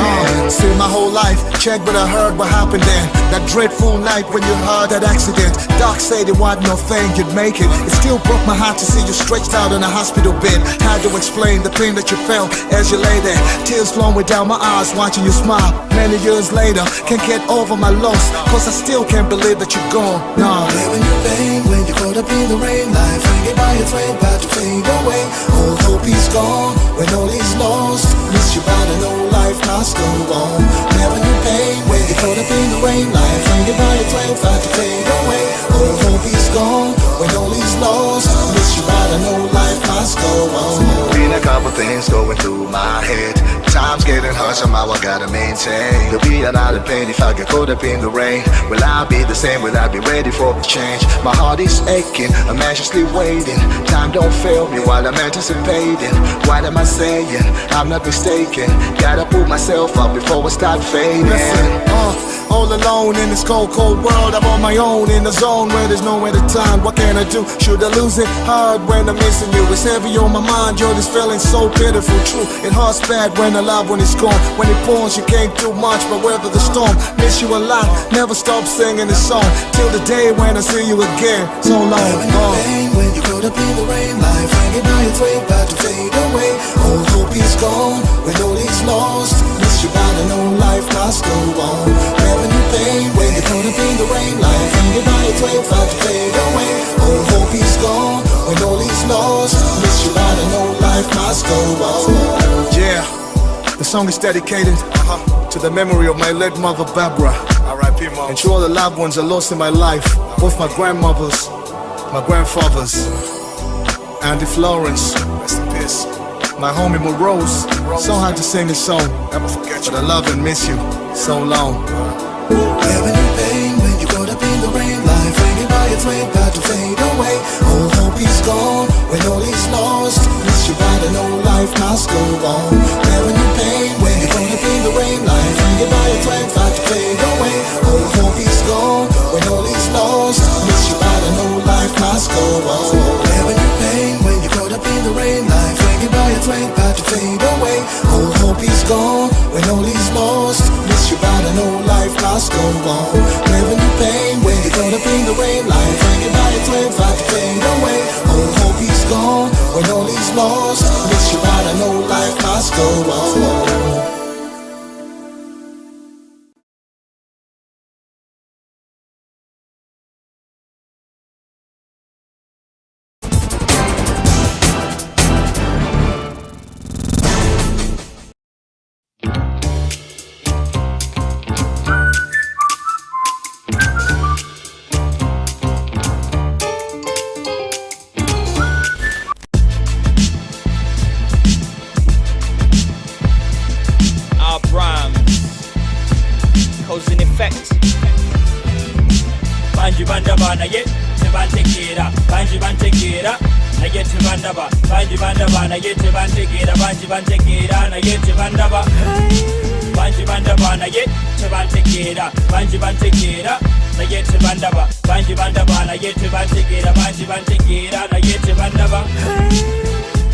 Ontegera otya mubuuka soko sembere ngontunuulira ontya twali twesisinkanyeewa naye ekyo nga tonnakiddamu mbulira onzudde otya bubadde onnoonya mbulira obuuzizza otya yana akutumye oyo akusudde ku kyokya sembera lekera okwemotyamotya weebuzaabuza tunula mu maaso toweetya abamu bamanyi nga rapa bamu bamanyi nga b-boys byowakana abamu bamanyi nga eddoboozi eryogerera omuntu owa wansi yonna gyendi abamu bamanyi nga yimba kyendi abalala bandabande babuuza musomesa wuuyo abatamanyi bo bawuza fala wuuyo nakyo kinkolera kuba mbayita kuli talaba olwo abagamba nti nina amaaso ana abiri gali maaso abiri gali mabega nkoto lwaki balowooza bwe batyo kuba nzinengera gyenva nejengenda banji bandaba naye tebantegeera banji bantegeera naye tebandaba banji bandaba naye tebantegeera banji bantegeera naye tebandaba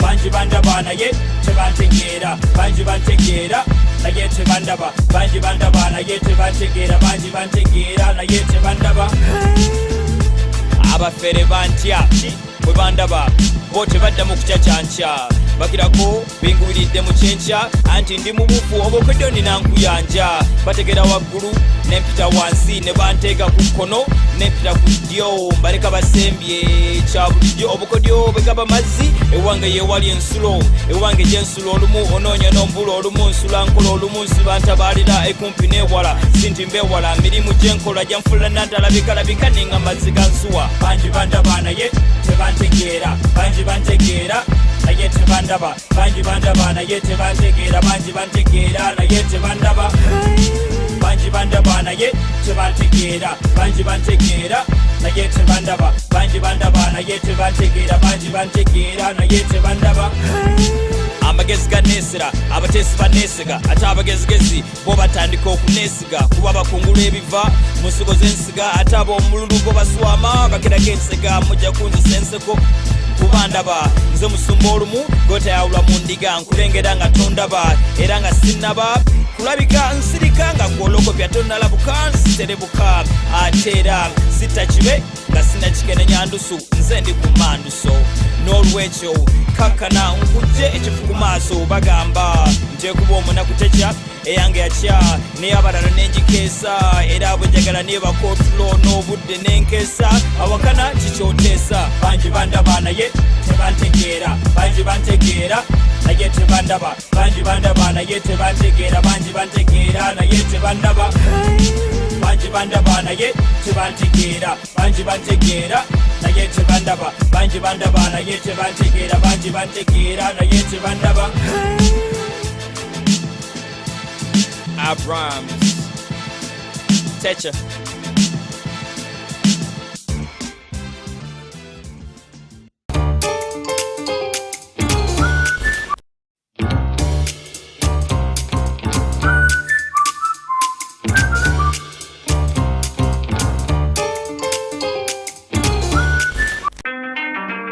Eric Onassis on the beat. Sylvester Kabombo. Yeah.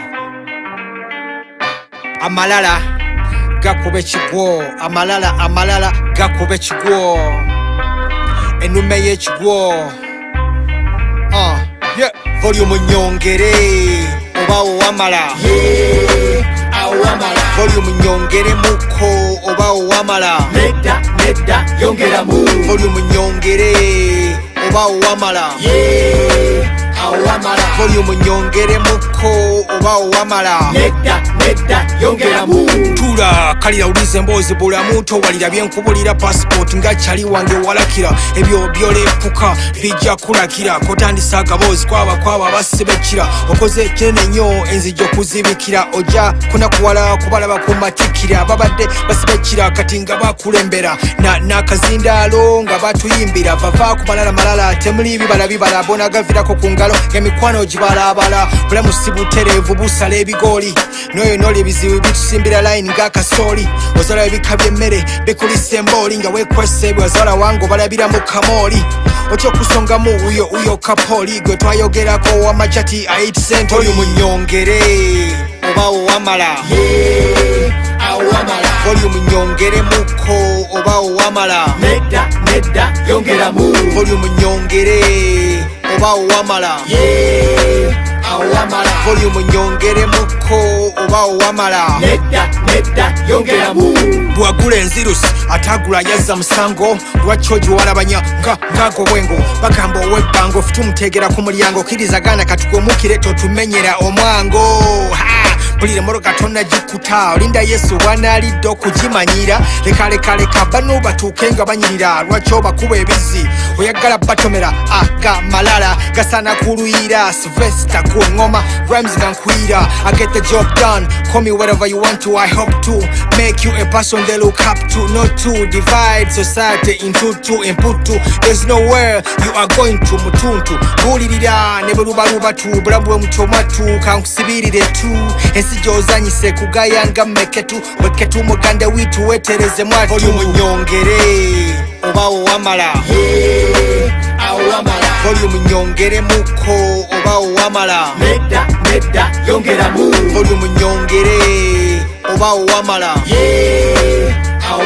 volume nyongeremuko oba owamala nedda yongeramu amalala gakuba ekigwo amalala gakuba ekigwo ennume y'ekigwo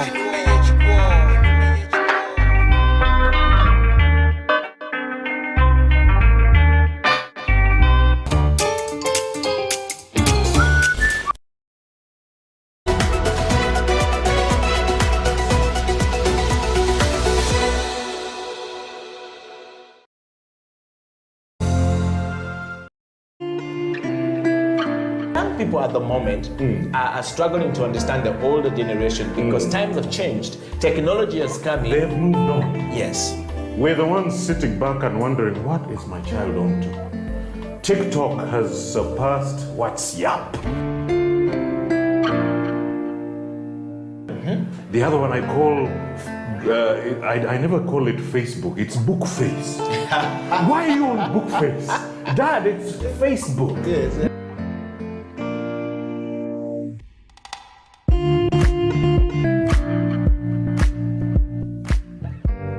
Me, I keep saying I have a foot amongst the millennials. Yeah. And I understand the traditionalists. Okay.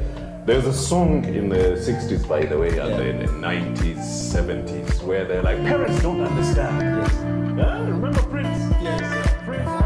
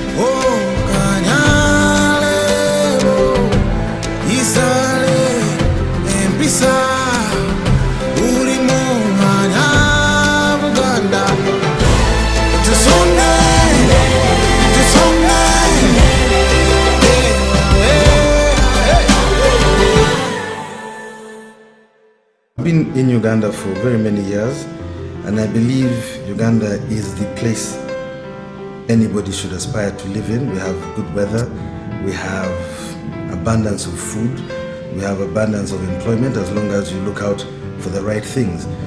But Uganda has been hit in recent times with a stigma of greed, and it shows in everything that we read in the newspapers, it shows on television, it shows even when you're sitting down with people just trying to make ends meet. Everybody wants to bite off a piece that's bigger than what they deserve. That is Uganda's major problem in my eyes. If only we could curb the greed, if only we could share out that pie equally and of course responsibly, then we will be the best country on the planet. In the next 5 years, I really wish and hope that Ugandans can look at the bigger picture, can look at Uganda as a country, can look at their neighbors, their friends, and see that everybody needs equal opportunity. Because in the next 5 years, I don't want people to be calling me up saying, please, can you find me a job? I want people to be calling me up and saying, would you like to come and work with me? That is what I'd like to see. In the next 50 years, I don't want to see my child suffering. I want to see him prosperous. I want to see him with a good wife, with children, with a family of his own, living the dream. That's what I would like to see in Uganda. That's my honest opinion. And I'm Mark Kaheru, I'm Ugandan. What do you say?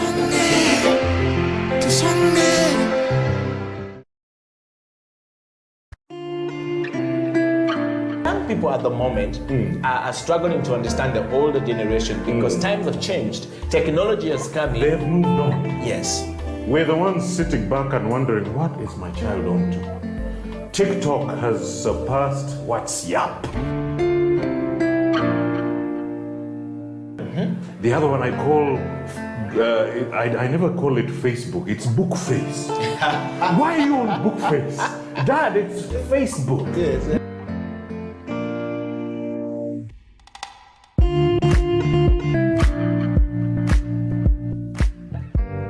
Me, I keep saying, I have a foot amongst the millennials. Yeah. And I understand the traditionalists. Okay.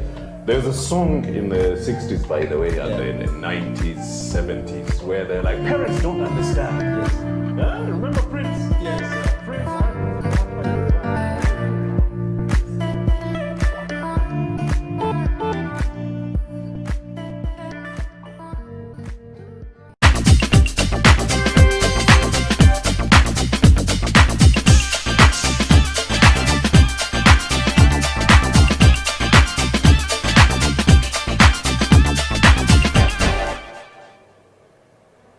Welcome to the Elders Wisdom Circle. My name is Eddie Okila, straight out of Kampala, the Pearl of Africa. To the rest of the world, we are serving the elders and the wisdom of the elders to the young.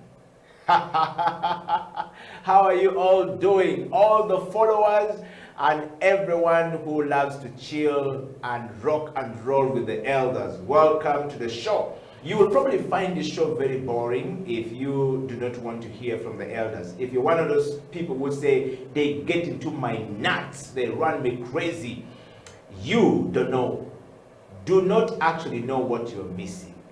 You don't know how important is or are elders in our life. Sharing the heart of the elders at 54 years of age is the one and only Jaffa Raymond Amin, the son of the former President Idi Amin Dada. And just before we bring Jaffa on the show, I would like to tell you that the Elders Wisdom Circle on this day is very special. And the topic is, I am because we are. The cultural wholesomeness of sharing and caring for each other is very important going forward. Ladies and gentlemen, before I talk about the Ubuntu, I would like to bring the one and only, the son of the former President Idi Amin Dada, the third born son, the man with the wisdom of Amin, the man with the secret box of the former President Idi Amin Dada. Jaffa, welcome to the show. Thank you. How are you doing? It's a pleasure. And today, contrary, you're dressed like Baba. This is Senator. Senator. But I tend to like the ones from Ghana. Yes. Yeah, there's a good shop. Okay. at Victoria Mall. Yes. And another one at Mabirizi. They always take care of me. Senator. Yes. And we would like to say welcome to the Elders Wisdom Circle. Thank you. And we want to start with first of all, I know we talked about it, the celebration around the former president of Tanzania and the things that he has said. Today on the show, we are seeing people celebrating when he says, get out of your comfort zone and go and work. Wonderful. And people are like, this is coming from the president. There are a lot of mixed reactions about the man, but actually he was a man of character, a man. He was a driven. He was driven. Yes. And the drivenness, we don't ask this for everyone, but he had been suffering for 25 years with a heart problem. Yeah. So he understood that his life was finite. Yes. The fact that somebody can appreciate that life is finite, and we are not immortal, gives you that drive. Wow. So when you look back at his 6 years and what he accomplished, you just have to salute the man. I was listening to Lumumba, Professor Lumumba, and he was, I thought I was articulate, but Professor Lumumba, Lord have mercy. That Kenyan is as articulate as they come. Yes. A true African elder with a PhD to boot. Wow. Well, Jaffa, I think that listening to all our elders and what has happened in Tanzania has been able to teach us a lot more. And if you're young and under the age of 40, 30, 25, 20, you need to be involved in the matters of our society, of our nation, going forward without having to insult the elders. You need to go to the elders and actually seek wisdom from the elders. And have a conversation with them. But speaking to power. Yes. Because ordinarily in society, they are the purveyors of responsibility. Absolutely true. Jaffa today on the show, and everyone joining us from all across the world, we're live on Twitter, we're live on Facebook, we're live on our YouTube channel, and we would like to say thank you very much for being a part of the Elders Wisdom Circle, growing bigger and better every single day, touching lives all around us and bringing the healing of our elders to our generation all across the world. And to all our African brothers, the stories of elders in Kampala, in Uganda, in East Africa is the same in Ghana, is the same in West Africa, is the same in Central Republic, is the same in South Africa, is the same in North Africa. We must continue to be connected with the elders. I want to say this, Jaffa, that in the world today, Africa continues to remain the place with the preservative, true, authentic, preservative nature of nuclear family. Thank you very much. And Africa is still holding that mantle. The wholesomeness. Yes. Of the nuclear family is still holding in Africa. What does that make you feel like? Very proud, very affectionate about it, and I refuse to make the mistake the missionaries tried to instill in us, whether Arab or European, of learning to hate thyself. That's why I gave that beginning. Yes. Yes, and I want to go through that. I am because we are the cultural awesomeness of sharing information and sharing ideas. Once you accept who you are, it is very hard for somebody to come and actually try to unhinge you from having that culture of sharing.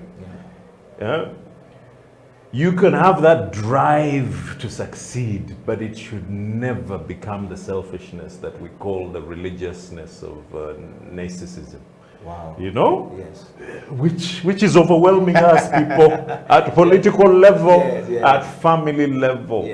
The minute you hear a hint from your wife, you're selfish, what you did was selfish. You pull back and realize you have to get back to what is, read that statement again. Yes, and the statement is, I am because we are cultural awesomeness of sharing. But that part at the beginning. Yeah, it's very important. And I think that elders should not stop their role of continuous education, continuous imparting of knowledge to the young going forward. That said, Jaffa, and to everyone out there, I would want to take you to the spirit of Ubuntu. Yeah. An anthropologist showed a game to the children of an African tribe. Once upon a time. Once upon a time, as he stated. And he placed a basket of delicious fruits near a tree trunk and told them, the first child to reach the tree will get the basket. In the spirit of competition. Yes. We always think competition is good, but listen. Including when he gave them the start signal. He was surprised that they were walking together, holding hands until they reached the tree and shared the fruit. The unexpected. When they look at savages and they see an almost angelic, unexpected goodness, wholesomeness. Wow. That was the moment of truth. Yes. And when he asked them, why you did that when every one of you could get the basket only for him? Self. I'd rather add for himself. Yes, for himself. That selfish thing. Yes, and they answered with astonishment, Ubuntu. They were actually shocked. Yes. How can a white man not even understand this? At the bedrock of values, of morality. Ubuntu. My tribe says Mutu when we're talking about Mutu. Mutu. We say Mutu. I say Mutu Laga. Yes. That man. Which is the same thing as Ubuntu. Yes. You know, language is universal. Yes. And we got 54 dialect in Africa, and so really in Uganda. In Uganda alone, and so if Uganda alone has 54, if you put half together, of them are Bantu. Yes. Ubuntu. Ubuntu. Yeah. And that's the spirit. And so he went to say that is how. And so he says that's how. That is how can one of us be happy while the rest are miserable? Remember, they're shocked at the immorality of the question, and they're answering it. And they said, Ubuntu in their civilization means I am because we are together in it. That's sharing. Yes. I want to say this, that the indigenous people knows the secret of happiness that has been lost in all societies that transcend them and which considers themselves civilized society. And they look down at us. Exactly. And they look down on us. Which is what we often refer to as the But every missionary who comes here finds the spiritual liveliness and wholesomeness that shames them. The ones who stay learn from it. And love it. And love it. But there's some who keep coming and pressing.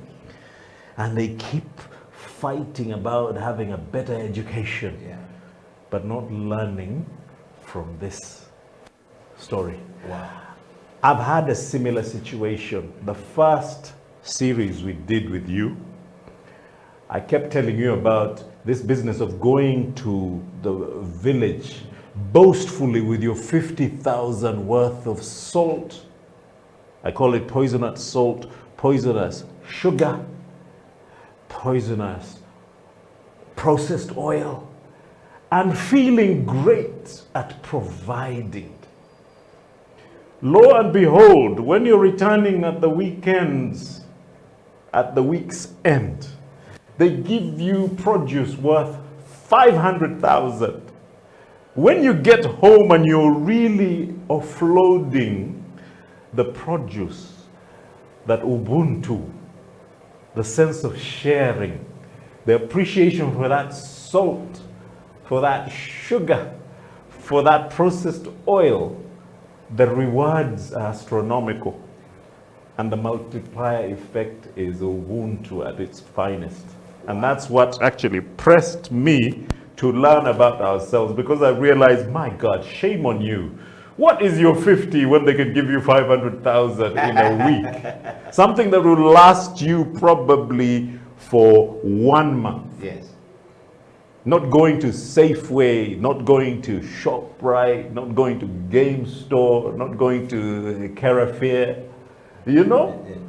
But organic food that we consider expensive. That's the irony. Which is actually very expensive. It is. Oh my God. Huh? So the irony of that Yes. is that the ability of our people not to realize the selfless sharing. Yes, not to realize that what we are sharing selflessly is Uh-huh. actually more valuable. It's Much because- more. Yes, it's 1,000 because times much more. The abundance of it here Yes. is given to us by the Most High. That the soil Thank you. represents. Do you know how we run away from rain? Yes. Some people told me, no, just stand in it and take it, soak it up. Yes. It's free. The Almighty gives us that freely. learn that is the sense of sharing. Yes. That God can say, abundance I have, and so receive. And people never talk about this, but I'm bringing a concept to this, and that's the reason I gave it that funny name at the end. African capitalism, where we share while we're gaining. Yes. Not the greed, not the narcissism of yanje. I was making people in the taxi laugh. I said the head of state wakes up and goes yanje, a fear of loss. Yes. Chimurumira, yange. You wake up a fear of loss. Yes. Even the fear of losing your beloved wife to another is a constant. Ubuntu teaches us to relax. Wow. Because we have it in abundance. Yes. Today we're very spiritual. Yes, and a deep conversation. I want you to hold it right there. We're going for a break, and when we come back, Jaffa and I are going to be taking you through for the next 35 minutes of the show. We're going to be talking about the spirit of I am because we are, and the culture of some sharing of the stuff. Like when you go to the village and Jaffa say you give 5 kilos of sugar and you come back with a truck and a trunk full of fresh fruits. Worth 500,000. What's the equation right there? We'll be right back after Ubuntu. Yes. The equation is Ubuntu. Sharing. The elders with the circle will be right back after the break.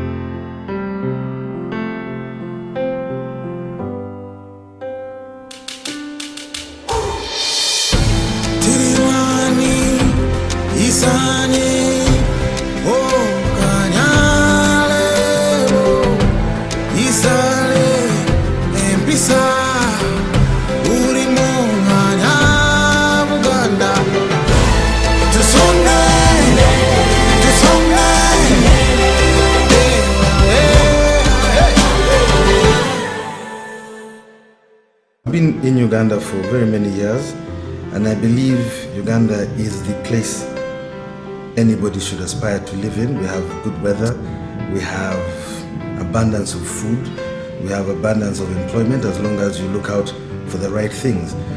But Uganda has been hit in recent times with the stigma of greed, and it shows in everything that we read in the newspapers. It shows on television. It shows even when you're sitting down with people just trying to make ends meet. Everybody wants to bite off a piece that's bigger than what they deserve. That is Uganda's major problem in my eyes. If only we could curb the greed, if only we could share out that pie equally and of course responsibly, then we will be the best country on the planet. In the next 5 years, I really wish and hope that Ugandans can look at the bigger picture, can look at Uganda as a country, can look at their neighbors, their friends, and see that everybody needs equal opportunity. Because in the next 5 years, I don't want people to be calling me up saying, please, can you find me a job? I want people to be calling me up and saying, would you like to come and work with me? That is what I'd like to see. In the next 50 years, I don't want to see my child suffering. I want to see him prosperous. I want to see him with a good wife, with children, with a family of his own, living the dream. That's what I would like to see in Uganda. That's my honest opinion. And I'm Mark Kaheru, I'm Ugandan. What do you say?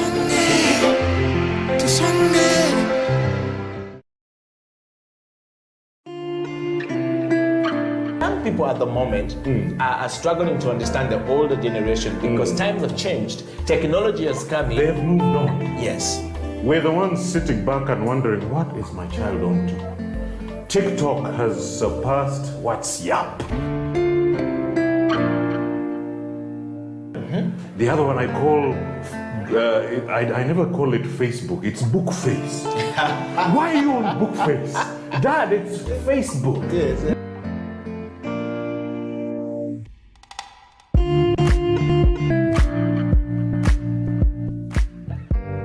Me, I keep saying, I have a foot amongst the millennials. Yeah. And I understand the traditionalists. Okay. There's a song in the 60s, by the way, and in the 90s, 70s, where they're like, parents don't understand. Yes. Remember Prince? Yes. Prince.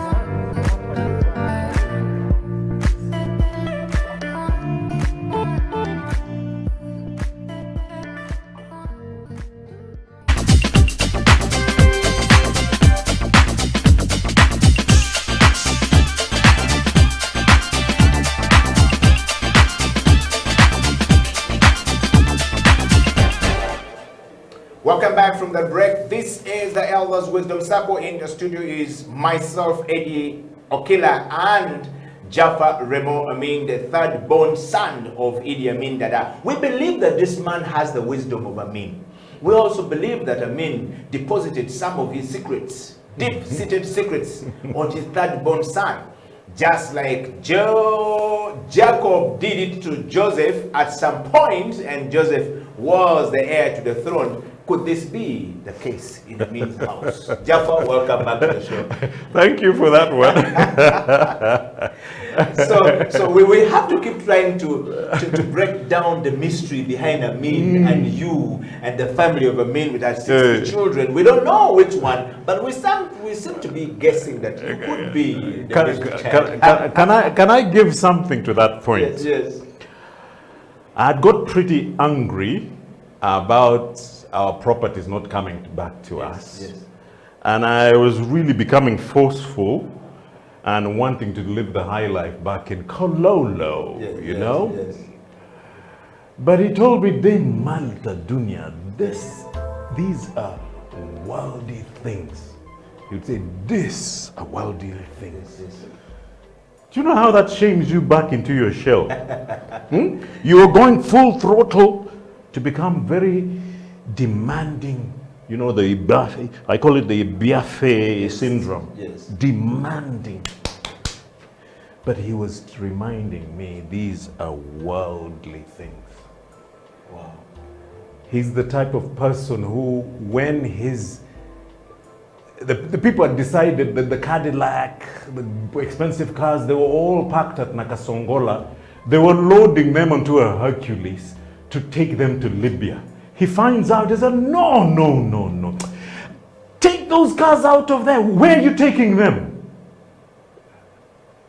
Now, others would have loaded them up like the Gambian president. He loaded his cars to exile. He needed his Hummer. He needed his Rolls Royce. He needed things. So sometimes my selflessness becomes a hindrance because I learned from the best who learned to let go. Yes. That said, Jaffa, and we want to discuss the issue of I am because we are. Can you just break this statement to us? Ubuntu keeps saying I am because we are. Yeah. Can you just break that up right now for us? Without that 1%, we wouldn't be. My parents are me. I am my parents. The day I get my degree is the day I start looking down at my parents who sold their goats to take me to school. Dug themselves. That is the moment where instead of embracing them, we tend to start becoming very, for me, I have my books moments. if you can understand, I am me because we are, that keeps you in check. Me being told by my mother, you like your stepmothers, but I'm your mother. She was basically trying to say, they're classier than I am, but I am your mother. Once I get my faith to another level, I shouldn't be acting like an Arab. I am forever African. Comes back to the same statement. I've seen pastors who go for 2 weeks to America, and they went to saying God, they come back saying God. 2 weeks of transformation. The day you forget who you are, the man of God. I'm like, what happened to Godi? God! Yes. Is he another person? Yes. No, we're talking about God. I'm like, you just went 2 weeks. Yeah, but you speak like British. Yes. For me, I'm American. God! Yes. I'm just trying to say that this statement is so important in identity. Please put that stop. Let's put that up there so that you guys can see it. Really I am because we are. The cultural wholesomeness of sharing comes in you knowing who you are. Those children chasing the chicken just before you set off for Kampala, they bring it with all the, like Chicken George or Rambo. No, who's it? Sylvester Stallone as the boxer. Rocky chasing the chicken to get it for you so that Eddie gets it back to Kampala. That infinite sense of sharing comes from actually love and acceptance of who you are. Me, that's the reasoning behind that statement. Wow. Well, you had it. The story of I am because we are is quite a very important situation right there for us to be able to look into. Jaffa's just broken it up for us. Sometimes we don't understand the elders that you are now a university graduate, but your father sold goats, chicken, cows, rats, everything else to raise the money to take you to school. You are who you are today because of them. How much respect do we give to the elders? How much respect are you giving back to your father? That is the statement we have on the screen right there. Think about it. Think about the statement and say, before I abuse my father, my mother, that they don't wear good clothes or they don't dress well. Or they don't understand. They don't understand. They should know that they sold goats and cows. They cared enough for you. Yes, they dug so much so that their son and their daughter can have something. Me, that's the true meaning of sacrifice. Wow. And a mother's selfless love is the #1 form of that. They give everything. Jaffa, we want to hasten to the next one. The cultural wholesomeness of sharing. I use my word. I know everybody thinks about it. Yes. African capitalism. I'm tired of listening to capital socialism because they use it as a dirty word in the West. Yes. Yes. What we got from the Magufulis at the tail end of Nyerere's revolution was African socialism. But if China can transcend that and become a command capitalist, ours should be African capitalism, where we can share while earning from it. I wanted to, while you share that about the Africa, and then I want to bring this together. Most African countries today have closed their borders to their own fellow Africans. You need a visa to enter South Africa. But we're from moving from the eastern part of Africa to southern part of Africa, you need a visa. Just to enter Rwanda here, we will need Kenya here. We need a security vetting, Interpol, yes, and everything, and a visa to enter. And I'm saying, where do we draw the line of this Ubuntu spirit that you're talking about? Have our elders stopped speaking to us to tell us, look, young men and young women? I feel that the leaders started clashing heads. It happened at a moment when, ironically, we had already given each and every person to get, how do you call it, kitambulisho. I don't know how Baganda call it, but the ID card. Yes. The ID card is so, not analog, it is so digital that you can just pass through every location in East Africa normally. But then we introduced the East African passport, and I realized that, but that is just a duplication of the ID card that has the same biodata, you know?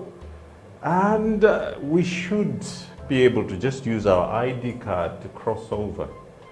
It's only at SADC level, and Professor Lumumba was really discussing that way forward, the roadmap, where SADC, East African Community, the West African ECOWAS, should